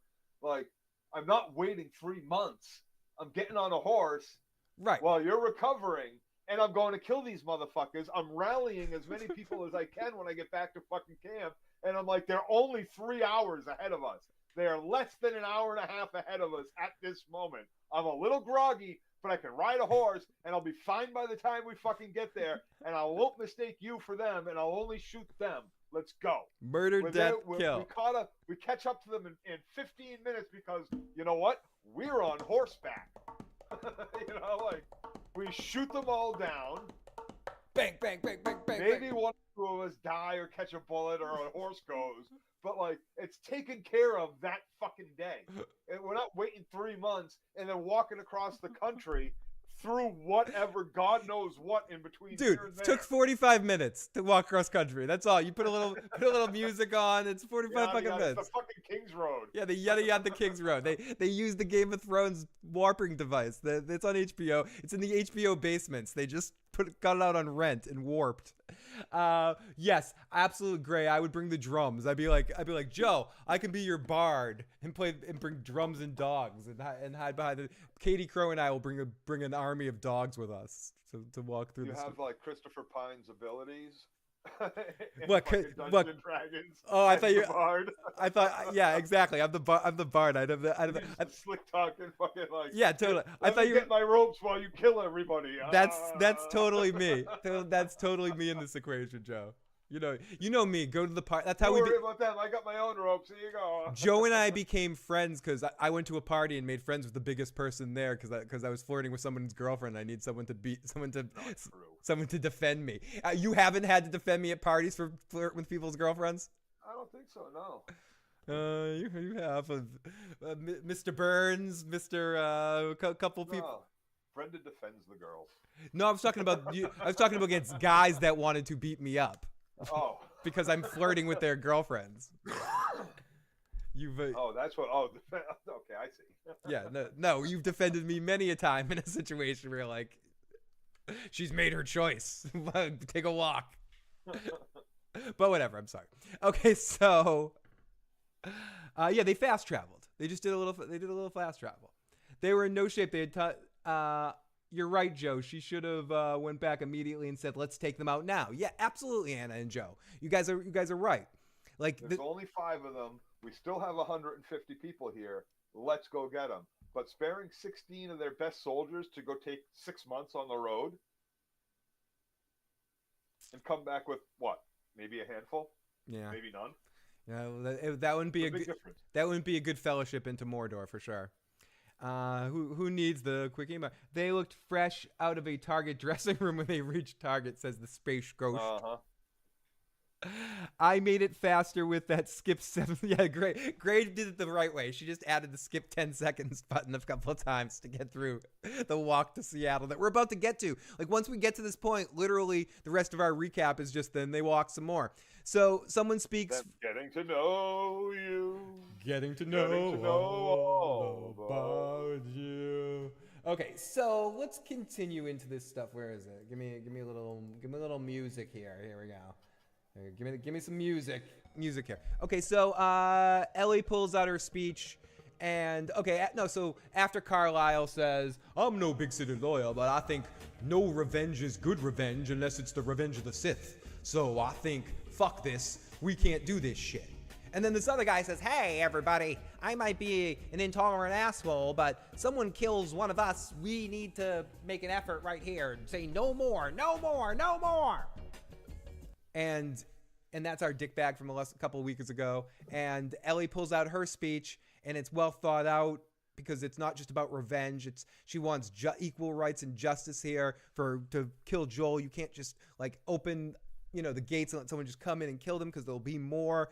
It's in just about revenge. It's about what's right. It's just a good speech, Joe. It's a great stuff. And they need a vote, and they lose the vote 8-3. Womp womp. Is this vote, is all this crap in the game? No. Tommy's just like, yep, you're going. I know you're going. We're not going to be able to stop you. So here's your shit. Yeah. Bye. Peace. For the most part, do you like the addition of this scene and or the whole aspect of the attack on Jackson to add a different extra drama to the situation and make it less a personal thing and more of a you don't like it? No. You feel like it takes away from the core of some of the elements of the game, what they added here, or you just don't like it? I just thought it was. I just didn't. Yeah, you just didn't. No, fair enough. So, okay, so we go off to 8-3 vote. So we go off to Ellie getting up, walking slowly, and we go off to our softball game. And our therapist is drinking a beer with Tommy, and she's like, the reason Tommy doesn't go in the game is because he's injured still. Oh, and he said, and she's like, "You're injured? I'm an alcoholic, and I smoke as much weed as possible." Yeah. And Tommy's like, "Hey, what do you think of Ellie?" And they're both like, "Ellie's a liar." Ha ha ha ha ha ha. And Joel is, and Tommy's afraid to be like Joel or something like that. And we get she kind of analyzes Joel some more, and that Ellie and Joel are exactly alike, and Ellie's a really good liar. And basically, what this read to me was, it almost reminded me of Star Wars prequel stuff where they're just talking about Anakin.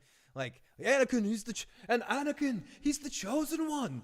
Like, and it was just all this talk about how Ellie, like they're spelling it out and they're writing it on a brick wall. Like, Ellie and Joel are similar. They're two peas in a pod. We learned all of that in the last. They don't need to remind us, like dick slap us with it. The worst kind of exposition. It really was some dick slapping exposition, Joe. It really was. It was like a big, wide slap, And we only kind of learned that. Like I said, all last season and have said again starting here is that there really isn't, you don't really get to see how much she becomes like him. It's removed from the, it's removed. Yeah. Like, you don't get to see how brutal she can be and how much she helps with so much, like while you're killing shit. And there are times in the games, in the first game, where you're completely separated from Joel and shit. And She's like this. all of that is gone. Yeah, instead we get to softball games with the therapist, drinking beers, taking. This is the stupidest fucking waste of time. You're going to give us a little bit more character development for the fucking psychotherapist rather than. She's taking bong rips though, Joe. It's funny. You're already yada yadaing like away across the country and shit. Joe, HBO board on HBO believes that that if you put 5% more marijuana references in your episodes, kids are gonna like it. You know what? More marijuana references. That's fine. I'm kidding. But here's the thing. For one thing, Game of Thrones. I'm just using Game of Thrones because it was like literally their last biggest. Succession too, but yeah, that and Succession, but yeah. Right, but one of the things that grabs about Game of Thrones, whether you like it or not, it grabs you, is the violence and the nudity. Especially early on, for sure. This is a game Tits and Dragons. That isn't about nudity at all, but is absolutely about violence, human nature violence. And what we do when we are at our most violent, in our most emotional states, and to survive and to protect and things like that. And they are removing this shit. They removed all of it. Like, in that, there already is no nudity, right? We don't need the nudity if you're going to give us the violence. But now that you don't even give us the violence, you give us fucking children's softball games and drinking beer in a fucking lawn and having another useless conversation with a fucking horrible therapist who then gives this guy the worst fucking advice. I know she's your fucking niece, but some people can't be saved. Now piss off, you shit. I'm trying to watch the fucking game. Like, are you fucking kidding me? Now I'm gonna, and not only am I supposed to give you advice, but you're drinking my fucking payment too? Get the fuck away from me. It's my day off. That's what she fucking said to him. Like, she's the fucking worst. She said, I don't give a shit about your niece. What did Joe think? What did Joe think? Was it good? Like, he's supposed to take this advice from her? Some people can't be saved? Don't worry, you can't save this 19-year-old girl. Let her go die. She's dead to us. But she's the chosen one, Joe. Fuck. She's the chosen one, and she'll bring balance to the force. She didn't want my help, so she doesn't deserve any help. You can't save some. Like, wow. What the fuck? Give this chick all the awards for fucking. She's the therapist. She's the therapist of the year. She is. She deserves it. The Nobel Peace Prize for therapy. That's a thing, right? She deserves it. Fucking stupidest thing. Give her. Waste of time bullshit that we just didn't fucking need. We're probably not going to see this person again even for the rest. You know what? Jennifer Aniston did a better fucking cameo than this fucking actress. When was Jennifer Aniston in it? Last week. Oh, she was? Oh, week one? Week one? I think I missed that. Jennifer Aniston was on the cover of like US Weekly when they're in the grocery store. Ellie picked up a copy and it was like, oh, she's on the. Oh, okay. Oh, okay. That does that count? I guess it counts. Okay, so we get the therapist drinking beer with Tommy. She's an alcoholic and she's drinking and smoking weed and yep. And Joe, as we were saying, she declares that Ellie just can't be saved. Ellie's a lost fucking cause. She's done. Let's get in the live chat and see what people have to think about this, Joe. We got. But red lipstick. There's no sex and there's no fucking violence. I mean, there's a little violence. Okay, yes, there's a little violence, but like not the right amount of violence. And yeah, they could always put in sex instead of baseball game in the stands with the world's worst fucking therapist. But she lost her son. She's home alone, Joe. Tony, I just call you What? Tony. What? She lost her son and What? she's home alone. She lost her son? I mean, Everybody. Fucking, what's her name? Dina says to Ellie, I don't know, does Jesse seem a little sad to you? And I'm thinking, well, I don't see any siblings. I don't see any fucking parents. He is about 25 fucking years old. I think he probably lost his whole fucking family too. well, Who maybe. the fuck here hasn't lost Maybe. anybody? You're Maybe. a bunch of fucking strangers that'll hold up in a fucking He shanty seems happy. town He with a seems very wood happy. wall. He seems very happy, Joe. As Gray said, you can't go 2 minutes without killing in that fucking game. This episode sounds was a bit boring. I thought Ellie and Dina were gonna bone in the tent. I'm excited about what's to come because I think I haven't played the game. I'm better off. Great to see you, Kev. I mean, you aren't wrong, Joe. Episode was boring as hell. KP says, play my damn voicemail, asshole. I'm going to play your damn voicemail, KP. What a dickbag I am, KP. Here we go. Yeah, let's play it. Jesus. Just what kind of asshole am I? Well, like, Joe, I'm fucking waiting all this time. KP, sorry, buddy. Bill, this is KP. Hey, Listen, KP. I'm listening. what the fuck was happening in that last scene? Like, Ellie and the other girl got to Seattle. Yep. And then all of a sudden there's like an army of people. They were all going to see Nirvana. Their Whoa, flash WLF. forward was the, like, a time jump? Or is Ellie part of that army? Like, what the fuck was happening? I was doing drugs and I didn't. Right. Yeah, dude, she is part of that army, and that's one of the things. So Abby is part of the WLF. All five of them are part of the WLF. What we saw there walking down the street at the end was the WLF, and Abby, right? Abby is supposed to be a badass in this fucking army. She trains hard, she works hard, she looks hard, she treats everybody hard, everybody treats her hard. I'm hard. Sorry. And that is not the girl that has been presented to us one bit. We got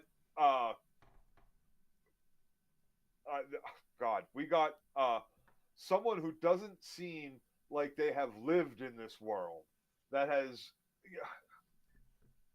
the attitude we get, and even in the game a little bit, not so much up at the lodge, but like, this isn't the girl that we were presented with now. Yeah. And that if they had shown us this girl being a badass in episode 1 with the WLF, maybe a flashback thinking about her dad when she was a young child and talking about the zoo animals like we get in the game, and just really focused on her in episode 1 to build the character up, like, big fucking difference we would have on our hands right now. So Abby is like Goro from Mortal Kombat. So kind of like the dude that like Jean-Claude Van Damme fights at the end of Bloodsport. Like the dude the dude that's bit like walks around like Glenn Danzig, like walking around like with a big huge upper body and stuff like that. I do think You know who Abby is? Abby's fucking Red Sonja. Oh, okay. Okay, cool. Yeah, I get it.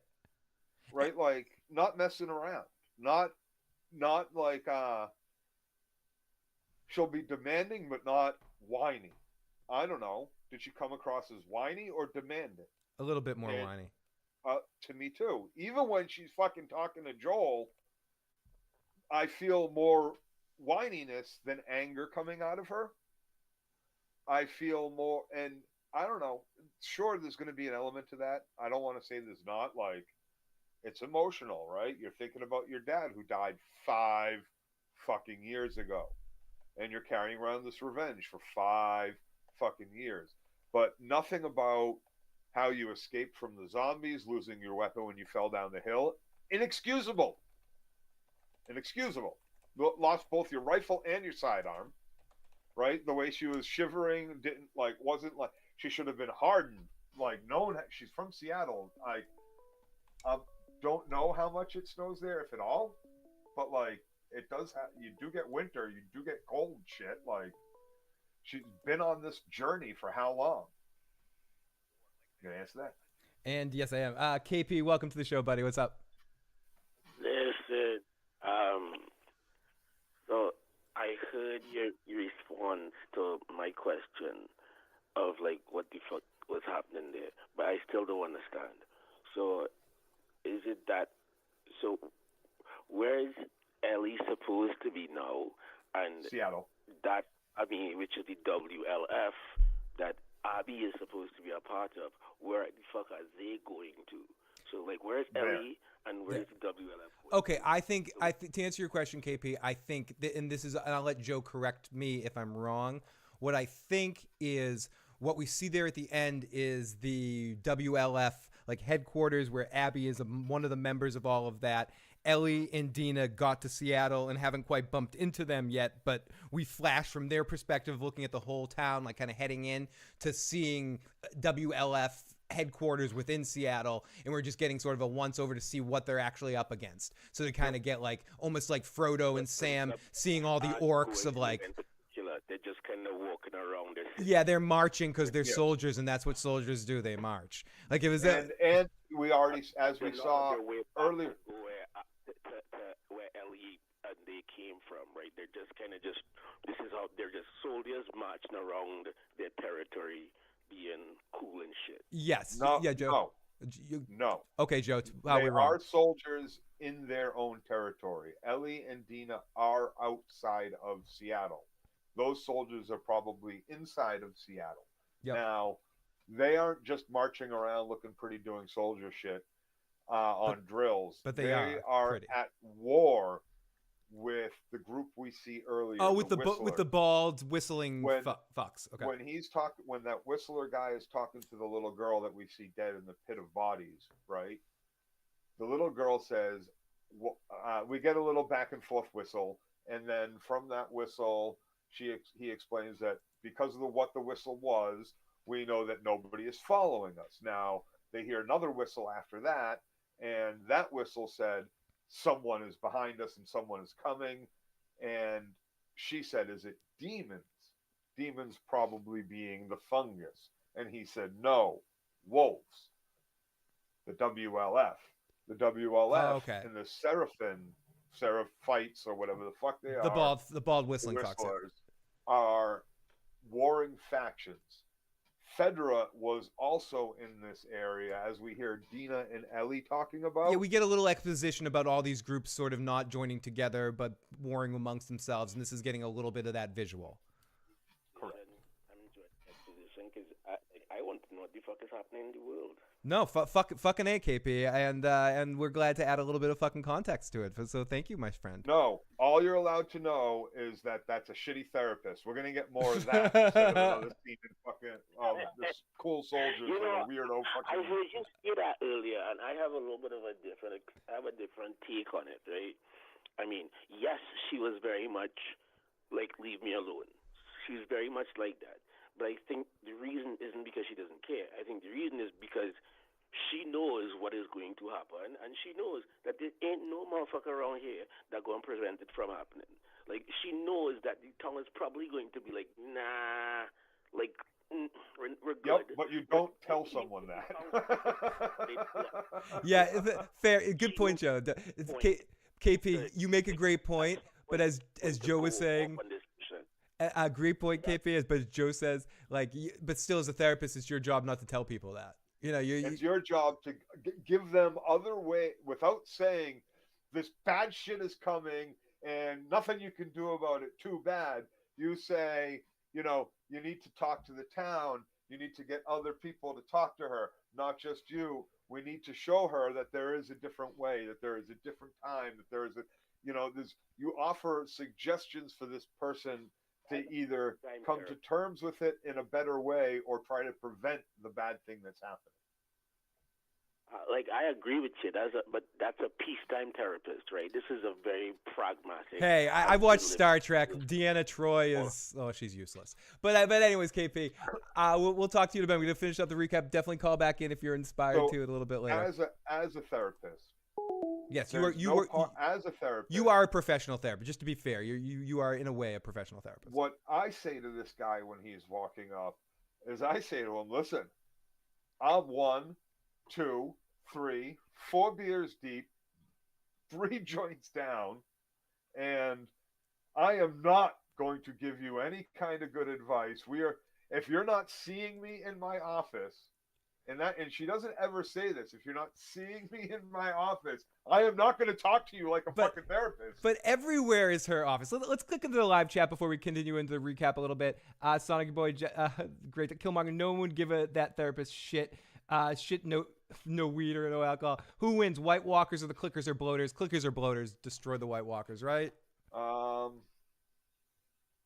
No, because you can't stop the White Walkers unless you have Valerian Steel or Dragon Glass.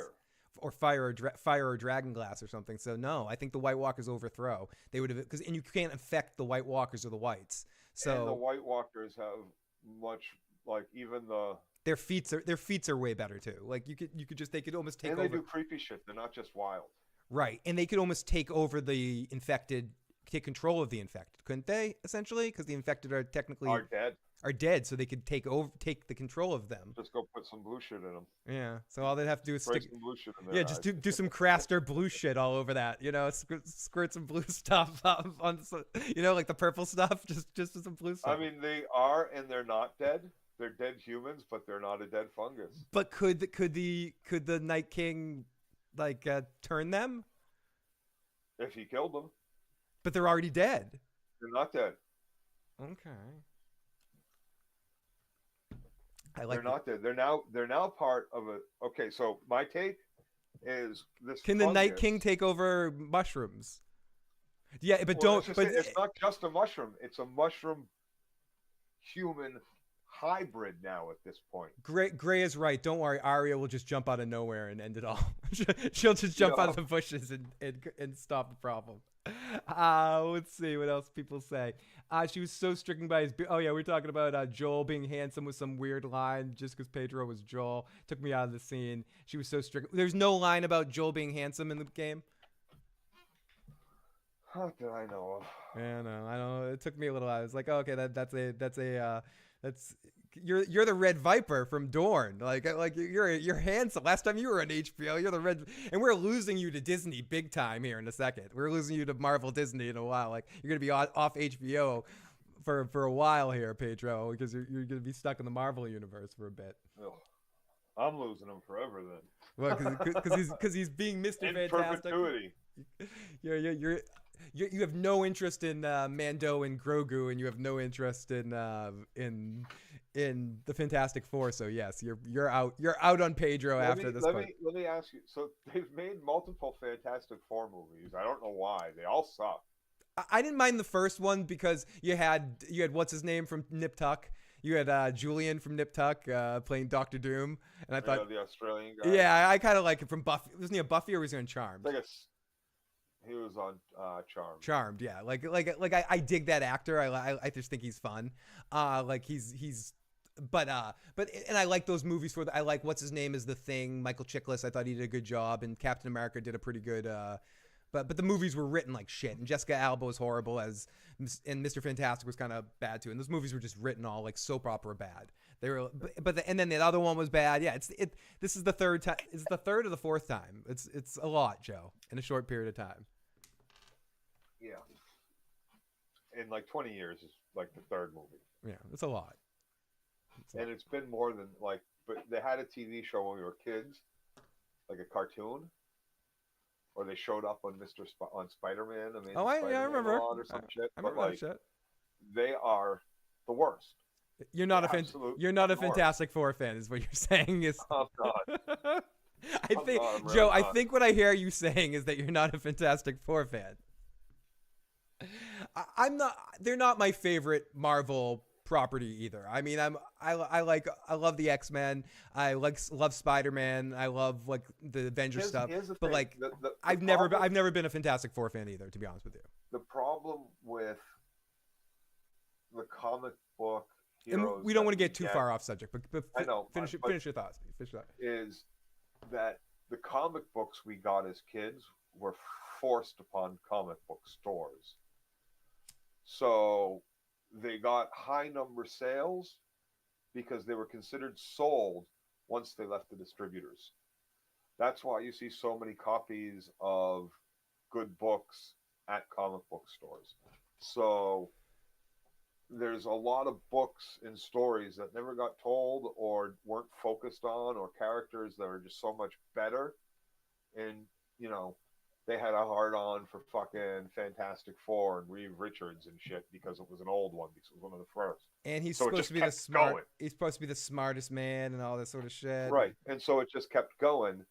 And it's automatic sales because the company that distributes them says you have to take 4 Fantastic Four this week. Whether you sell them or not, they're yours at the store. And because it's an old book, those writers have tenure or whatever with Marvel and are still writing that story. So they get 30 extra fucking years out of forced fucking sales instead of moving other books and forcing or allowing comic book stores to buy other books with the money they have that they know they're going to sell easier. But, you know, another title comes up like Walking Dead, who sells out, and sure, but you still had to buy those Fantastic Four comic books. So you couldn't buy more Walking Dead comic books because you only have so much fucking capital.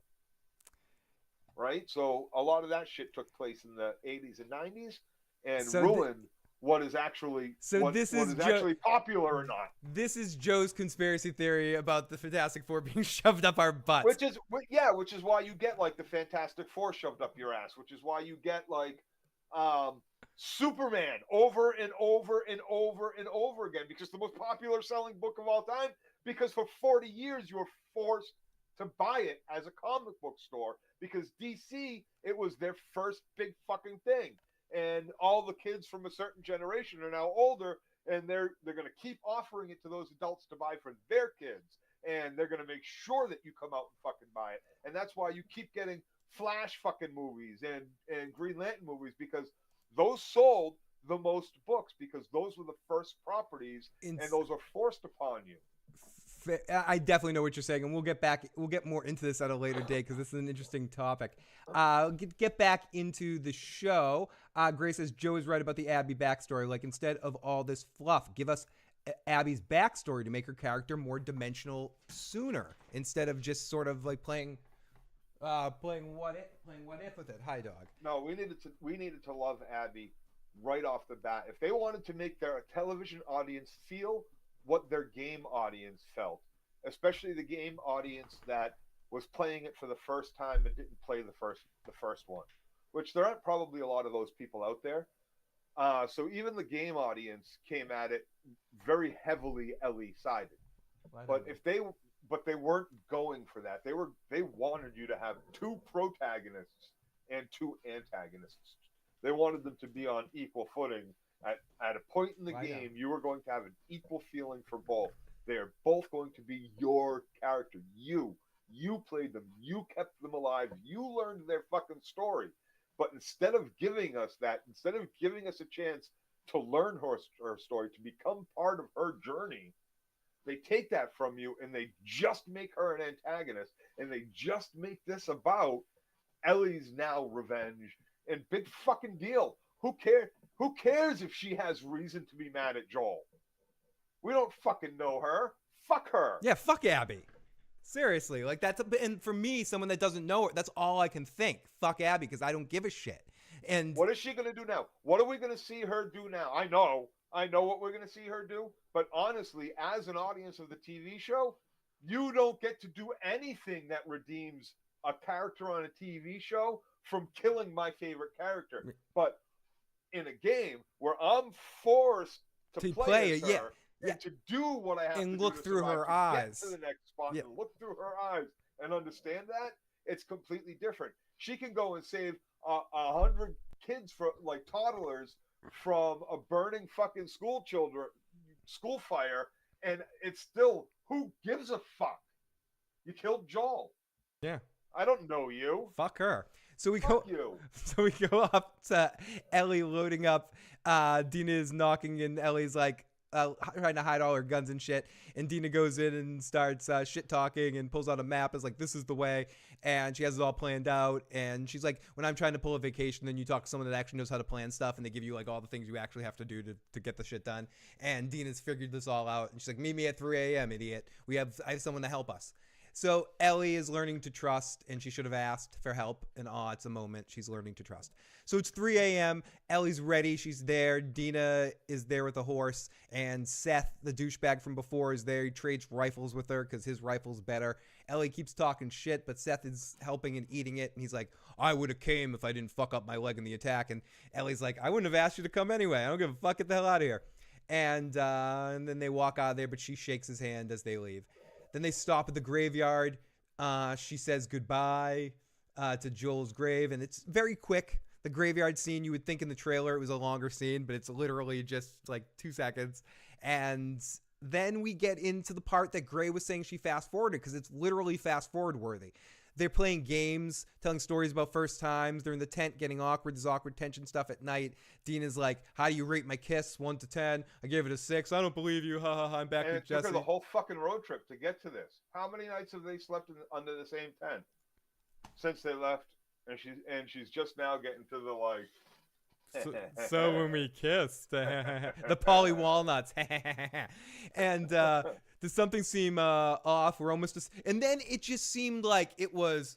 So Joe, we're almost to Seattle. You know, this has been a nice podcast. Guess what? We're almost in Seattle. You know, like it's just like, wait, what? It's like you just see the sign suddenly 6 miles to Seattle. You're like, what? They're there already? Like it's a long way. It's not just I've road tripped this. It's a long fucking distance. Anyways, they look around and we find that they're in the same area where all those bald whistling bastards were, and they see bullets, and Ellie is like a CSI investigator. She's looking at the bullets and she's like, these are from different shell casings and blah blah blah, and she's like Stabler or whatever his name is, like Chris Keller, you know. She's like, this is a Yep. I don't know, this bullet right here, McNulty, you know. She's playing the wire in this one, and They're all close up. They're like, how many bullets did they shoot from that spot? yeah, that one spot. They're all just How many different people in that one spot? It's true, Joe. They kick all their shells over together? Oh, is this dude holding like a fucking long gun in one hand and a fucking pistol in the other? It seemed like that, you know. He was like, it's like, because it's funny that you're right. It's like all those bullets, like all the different casings of bullets, were all gathered together in like one little area. Like almost like someone. It's really fucking weird to me. Someone gathered all them together and placed them just in case They were all using that one guy's body as cover, I guess. Yeah, exactly. They were using him as human shield.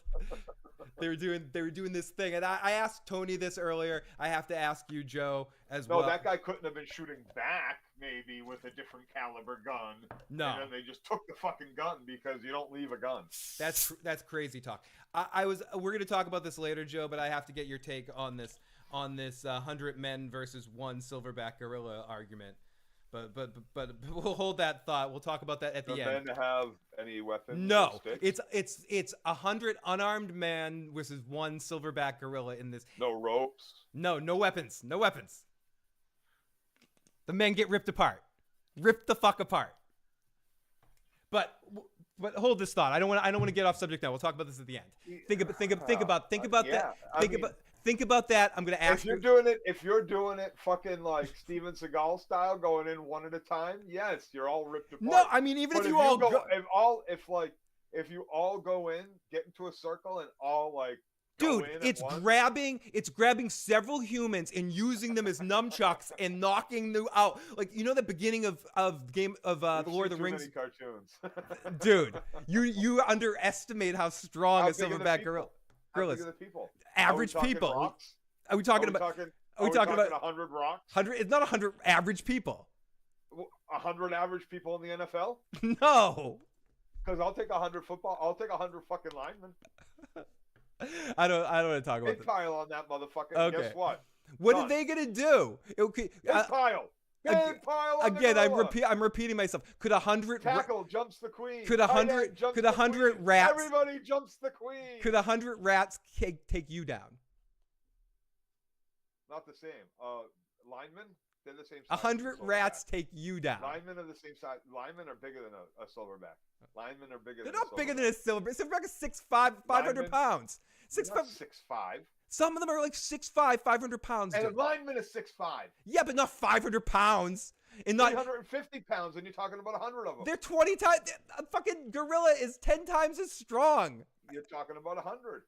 Oh my Piling on top of a gorilla. Oh my god, you're foolish. That the are gorilla, trained to tackle. the gorilla. That are trained to take down. How about guys 100 Ellies? running at 100 miles How- an hour? how about Well, how about 5 miles an hour? How about 100 Ellies? Well, no.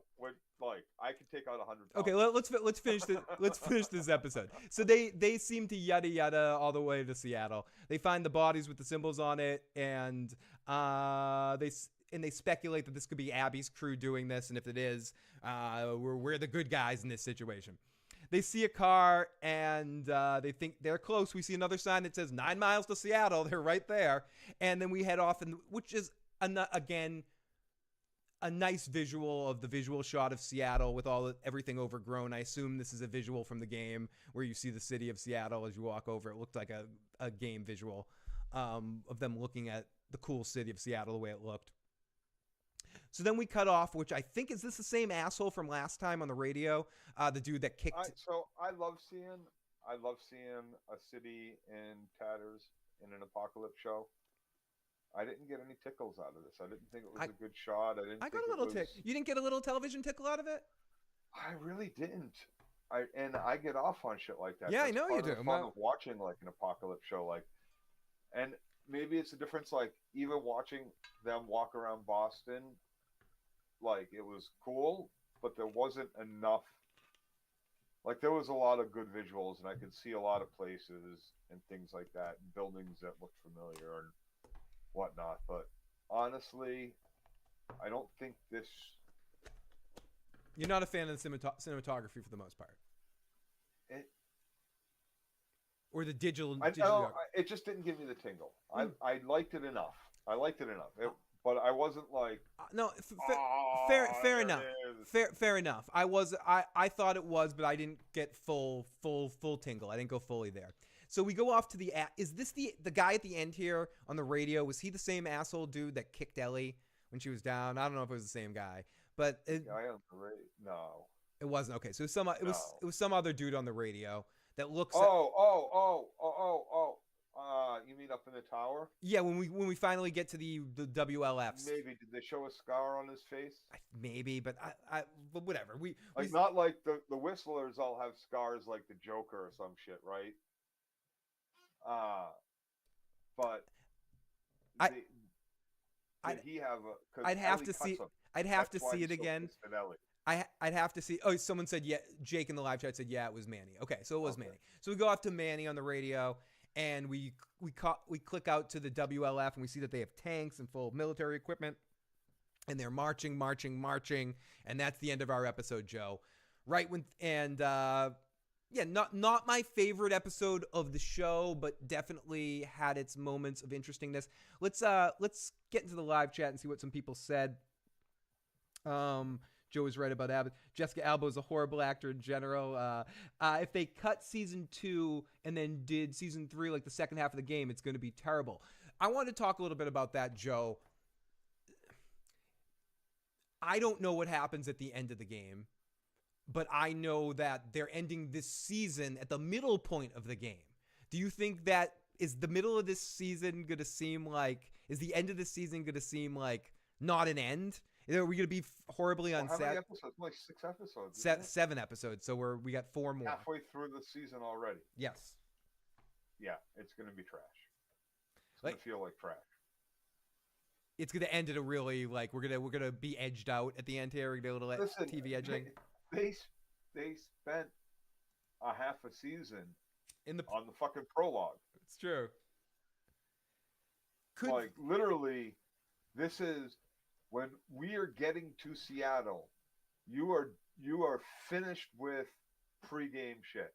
You are finished with You are on your mission now. You hit the border of Seattle. You are down to fight. You know, you are gonna go in there, and this is it.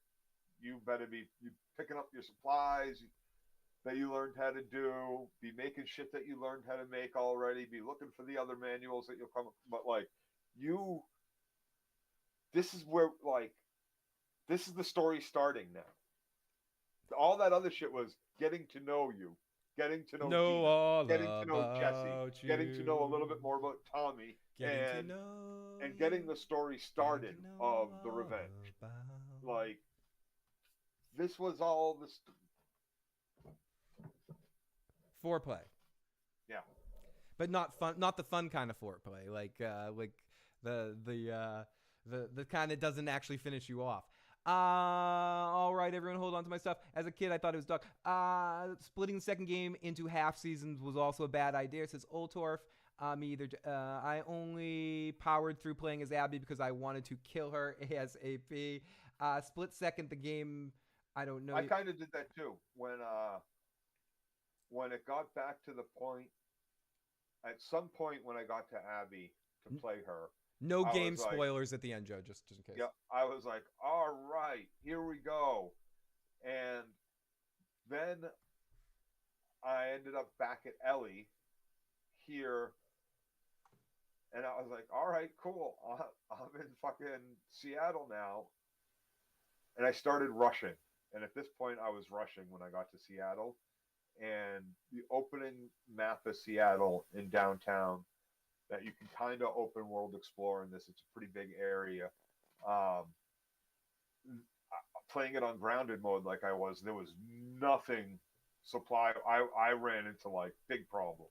So I was like, okay, you know what? I need to go back 2 chapters and play through this again and make sure I get every piece of supply that's along the way, so I have enough bullets and shit to Yeah, kill these you fuckers. had to grind it out a little bit and stuff like that. Right? Getting So to and then at that point I was like, I am not going to be able to speed through this like I wanted to. Maybe if I was on easy mode or some shit like that, but playing it on grounded mode, I couldn't speed through as fast as I wanted to like that, so I could go fucking kill it. I was like, I want to go kill this bitch now. Oh my God, Joe! In the live chat, you're picking. I've never thought I'd see you pick Ivar over ever, but picks Ivar That over says ever. who's worse. Yeah, who's worse? Okay, Ivar's worse. Okay, fair. I misread that. I was like, I didn't read that wrong. No, I did. I was legitimately pissed off that they made me play as her after Joel's death, says Jake. I like Abby, honestly. Abby gets wrecked. Long live Joel, says Gray. Trading guns with Seth should be significant foreshadowing. I have to be honest, I hated the cold open. It made no sense to me, says Moni G. I didn't even remember Joel killed all those people in the hospital. I just remembered them getting out and him getting hurt. The coffee beans. And see, so one of the reasons why they forwent all the violence Forgoed.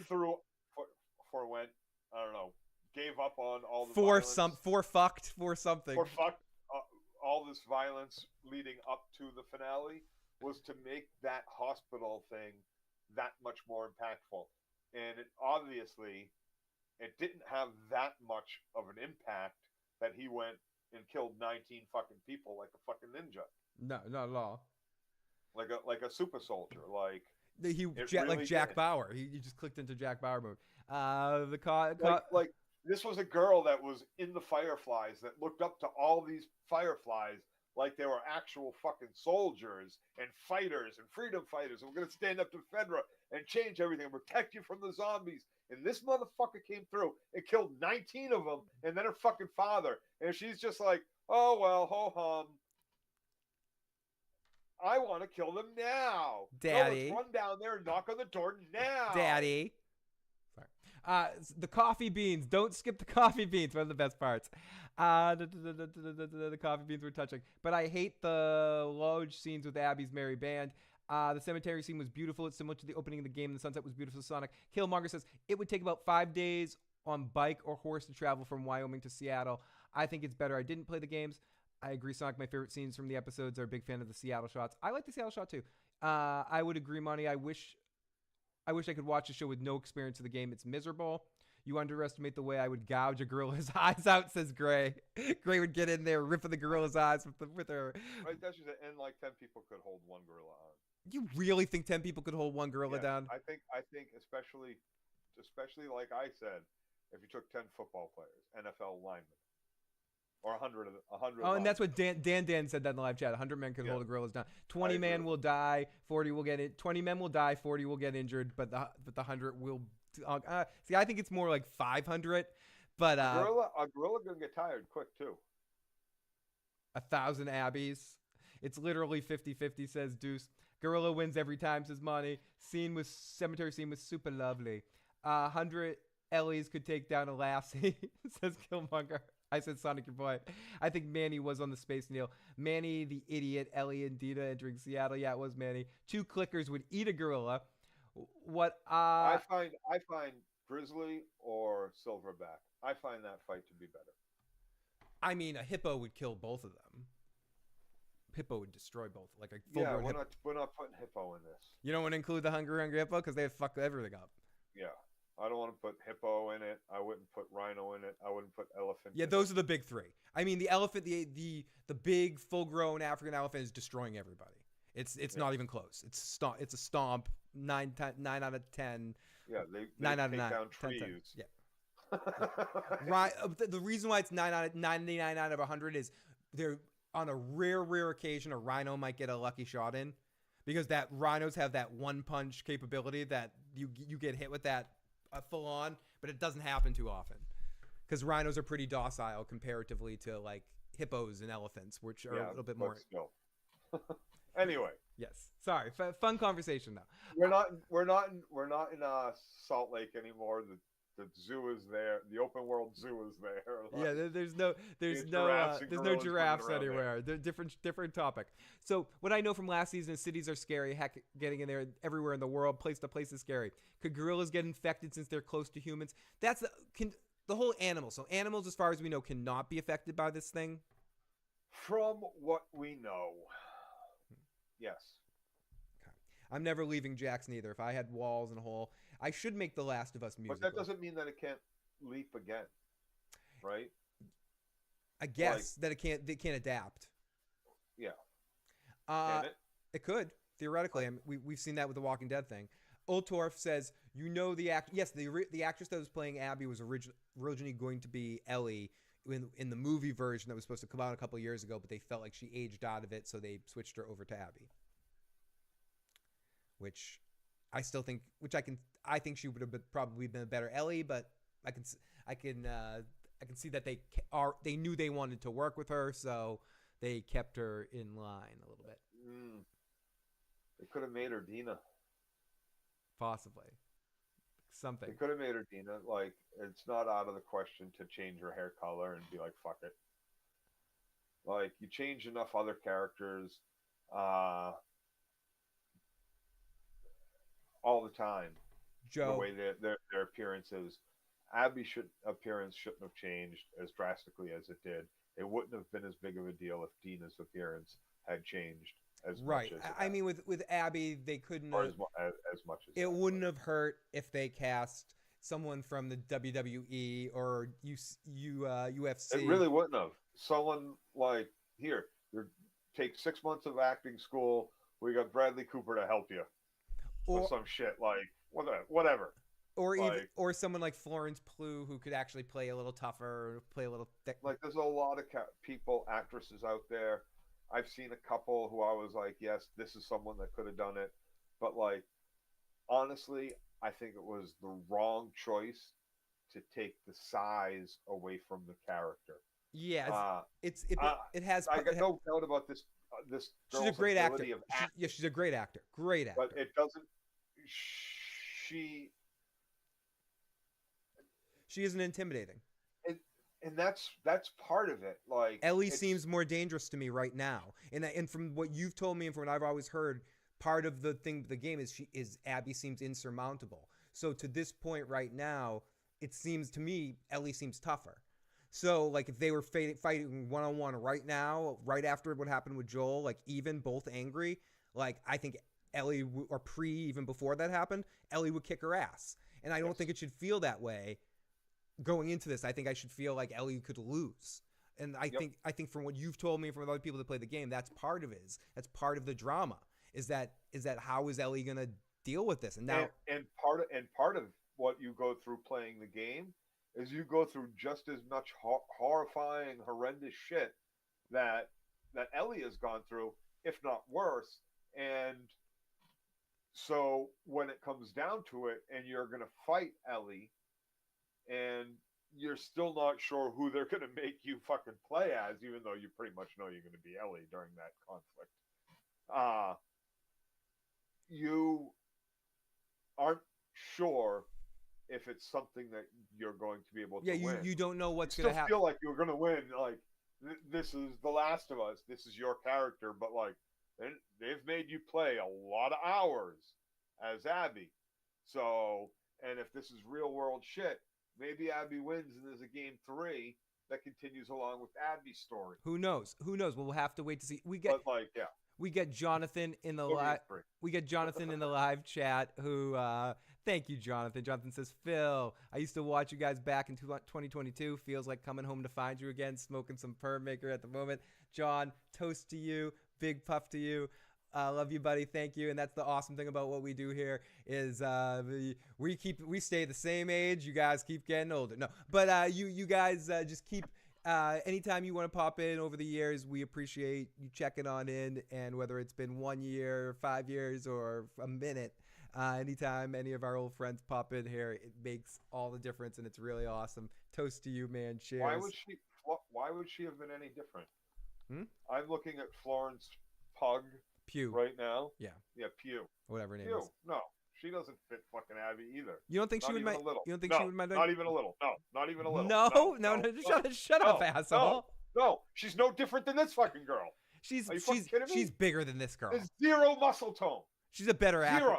Zero. Better actress, fine. Whatever. Who cares? Not Pedro could. No. Pedro could have played Abby. Not Abby. Pedro could have played Abby. Not even close to Abby. Not even close. So go the professional wrestler route then.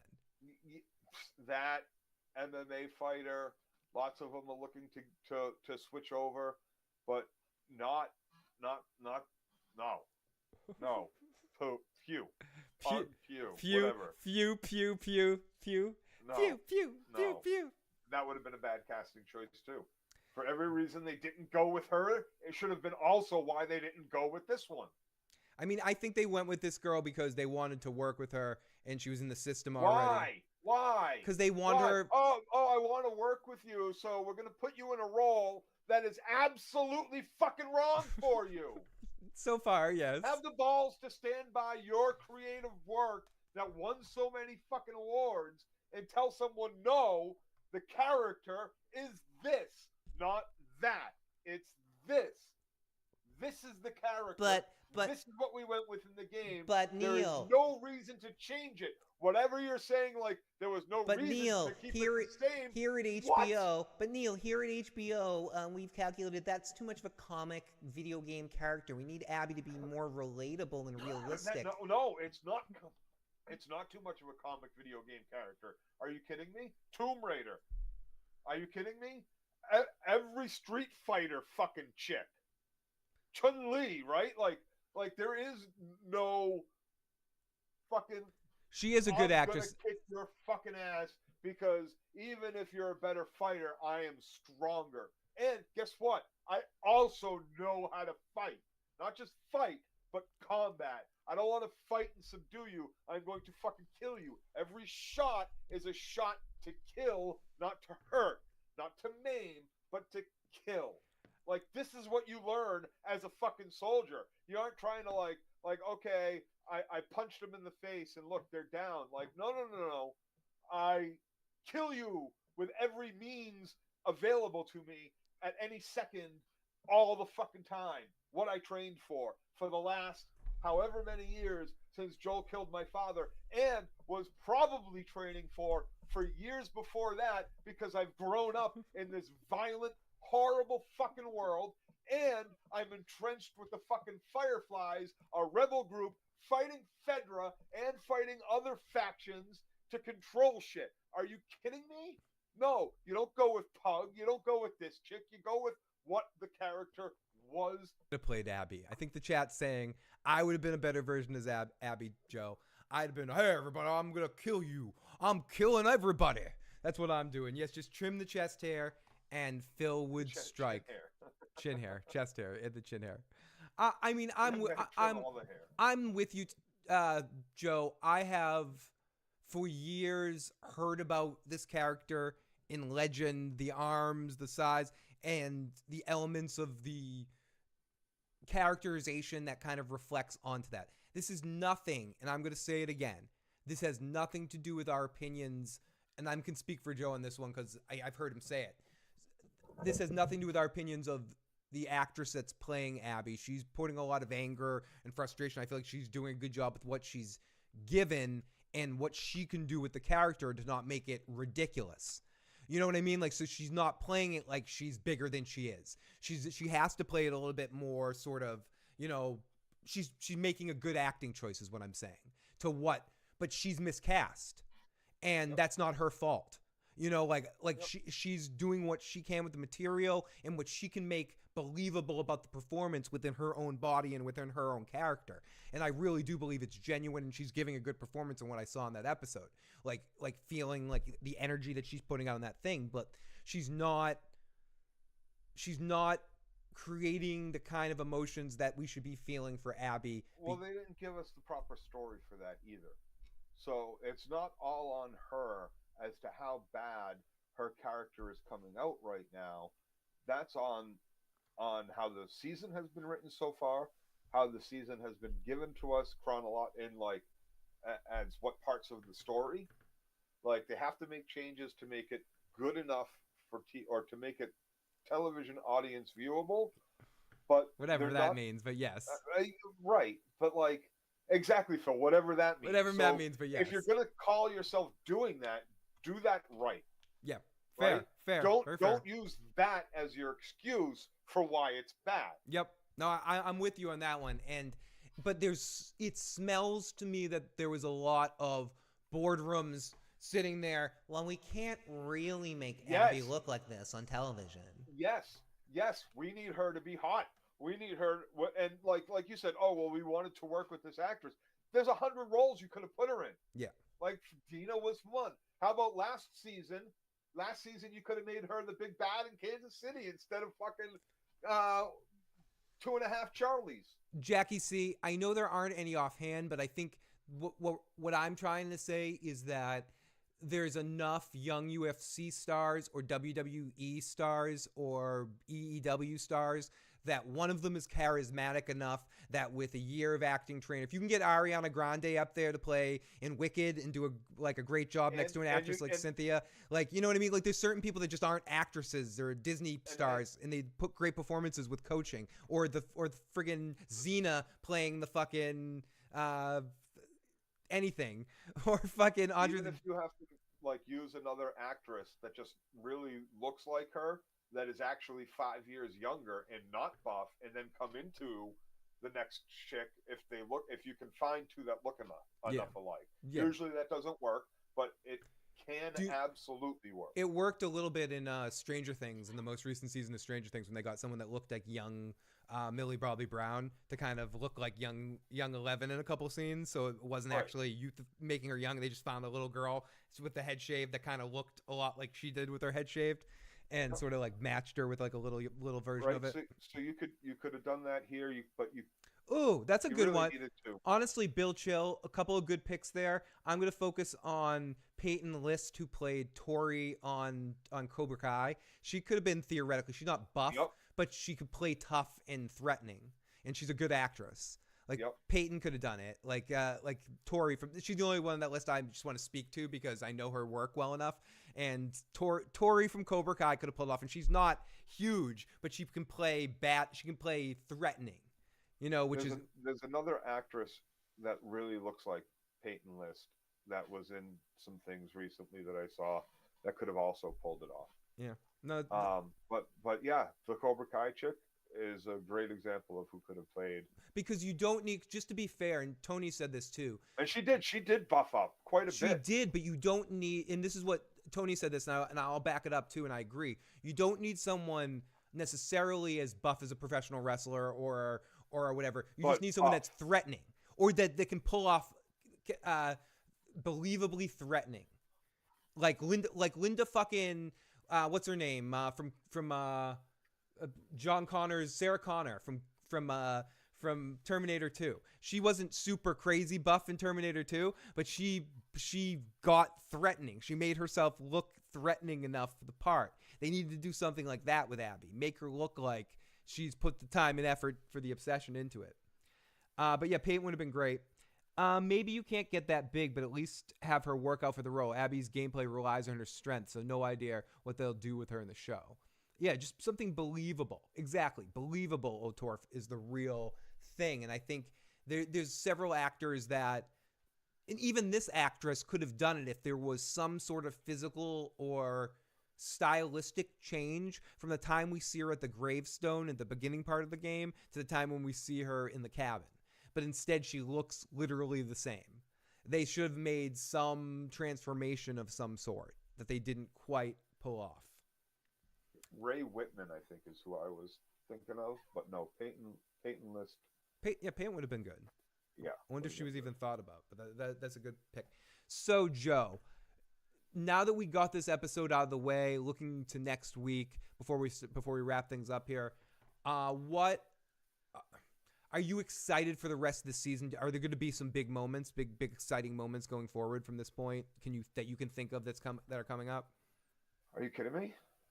But whether or not I think that they'll pull it off, like at this point, can they pull this off, or have you lost faith at this point? So I'm gonna give a little bit of a spoiler. Little spoiler. There's a point where we see Abby, and she has to fight like this big fucking Brumhilde woman, like big fucking woman. That made even Abby look small. Yep. Right? Like some Andre the Giant kind of fucking woman. You run into a lot of them. Anyone want a peanut? There's no shortage of Brumhilde in the game. But, like, that's going to be one of the fights that make us realize how tough Abby is. So that'll be interesting to see, and how that's knockdown drag out, and whether or not that's going to be good. I don't even know if that will be in this season. But judging by how far we've gotten over 3 episodes, I don't know what to expect. What I was going to ask, that's my probably last question for you here. Like, from what's happened so far, do you have a point that you think that they're going to end this season? Yep. You know exactly where you think they're going to end? Yes. So, we're coming up to the point where they get to a theater in this town, and there is a conflict between Abby and Ellie, a fight, and okay, so don't say too much more. And something happens to Dina. And that's what you're saying way too much, Joe. You're saying way too much. You're saying way too much. We'll stop. But it's gonna. I think the theater is where pretty much we're going to get our cliffhanger end of the season thing. People say, did you enjoy this episode? Yes, 44% said yes, 34% no, and 21% say, yeah, it was okay. Yeah, la. Joe, that you weren't kidding. That was slightly more than a little spoiler heavy, but you did warn people. You did give a pre-warning. So, yeah, that's what I've heard. A theater. Agreed. Exactly. People in the live chat are agreeing with your assessment, Joe, of where they think this season's gonna do. Okay, so we've been actually scoring these episodes. I think we both gave. I'm trying to think what we gave. A 5. This is a 5. I mean, it's average. Okay, 5 is average. It moves the story along. We're now done with our prologue, essentially. Like so if there was nothing exciting about this episode. There was no violence whatsoever. If I gave last week a 6.5, a 7, I think I gave it a 7, and I gave the episode 1 a 6.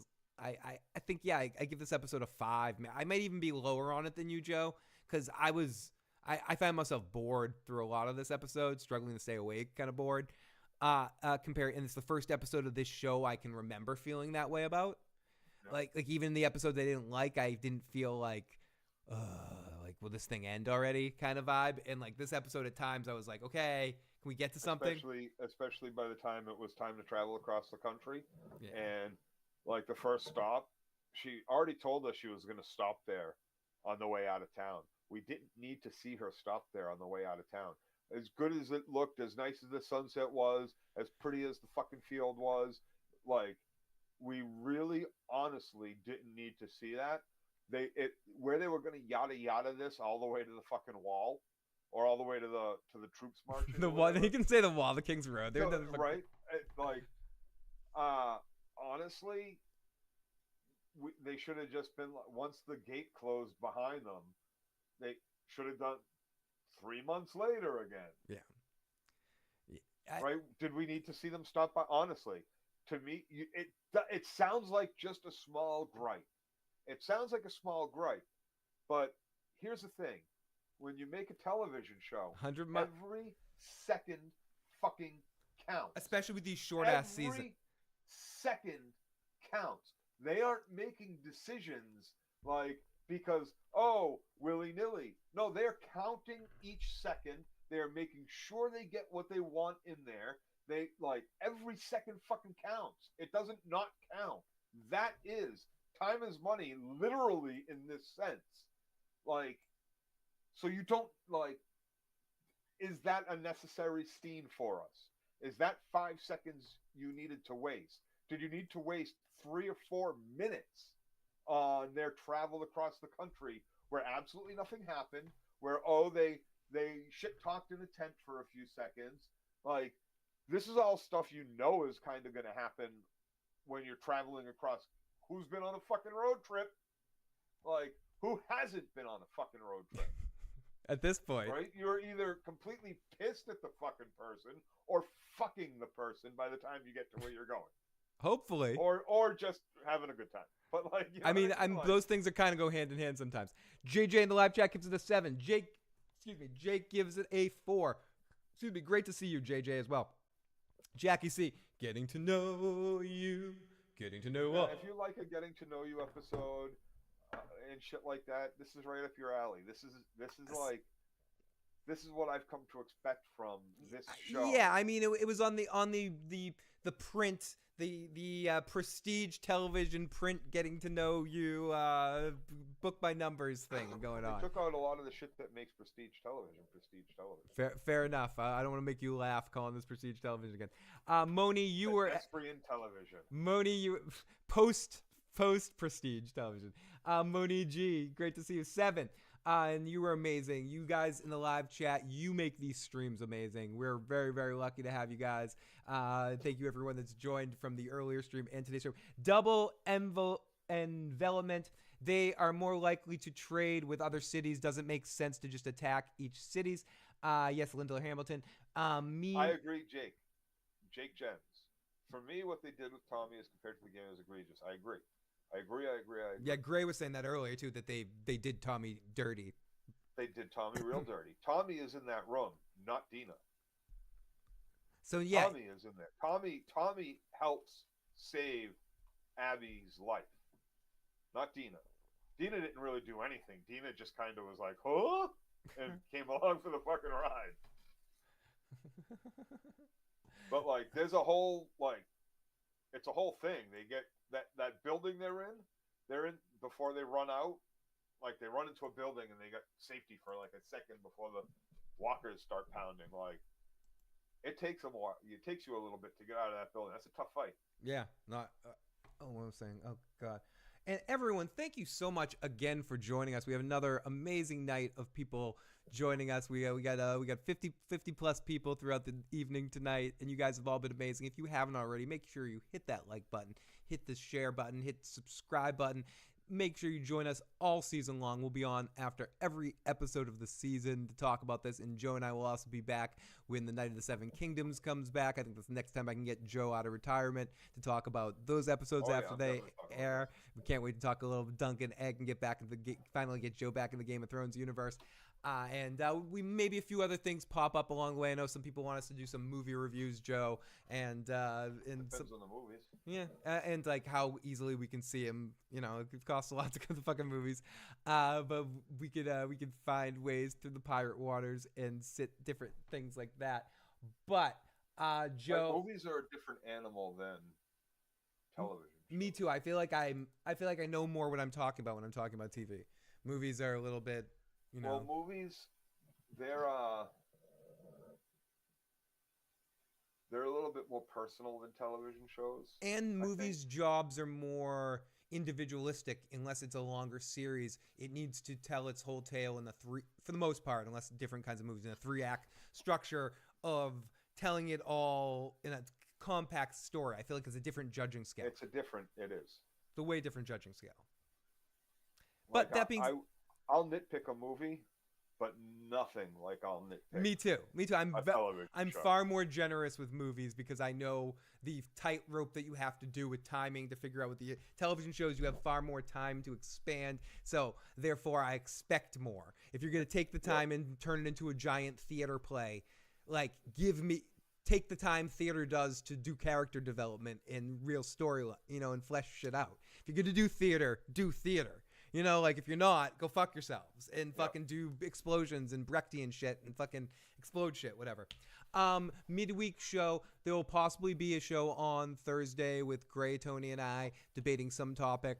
Not sure. We have to see that. If not, we'll be back the following week.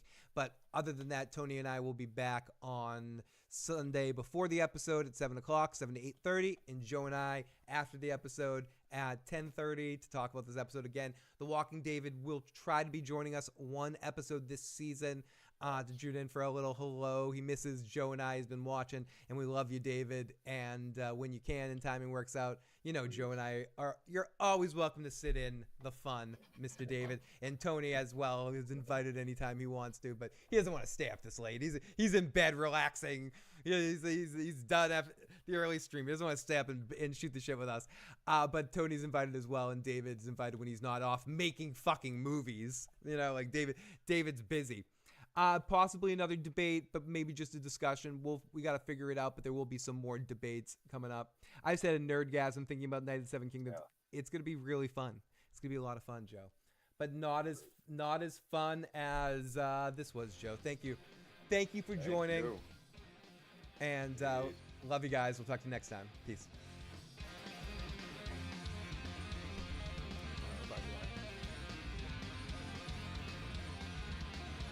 Finally, not shouting recap over it.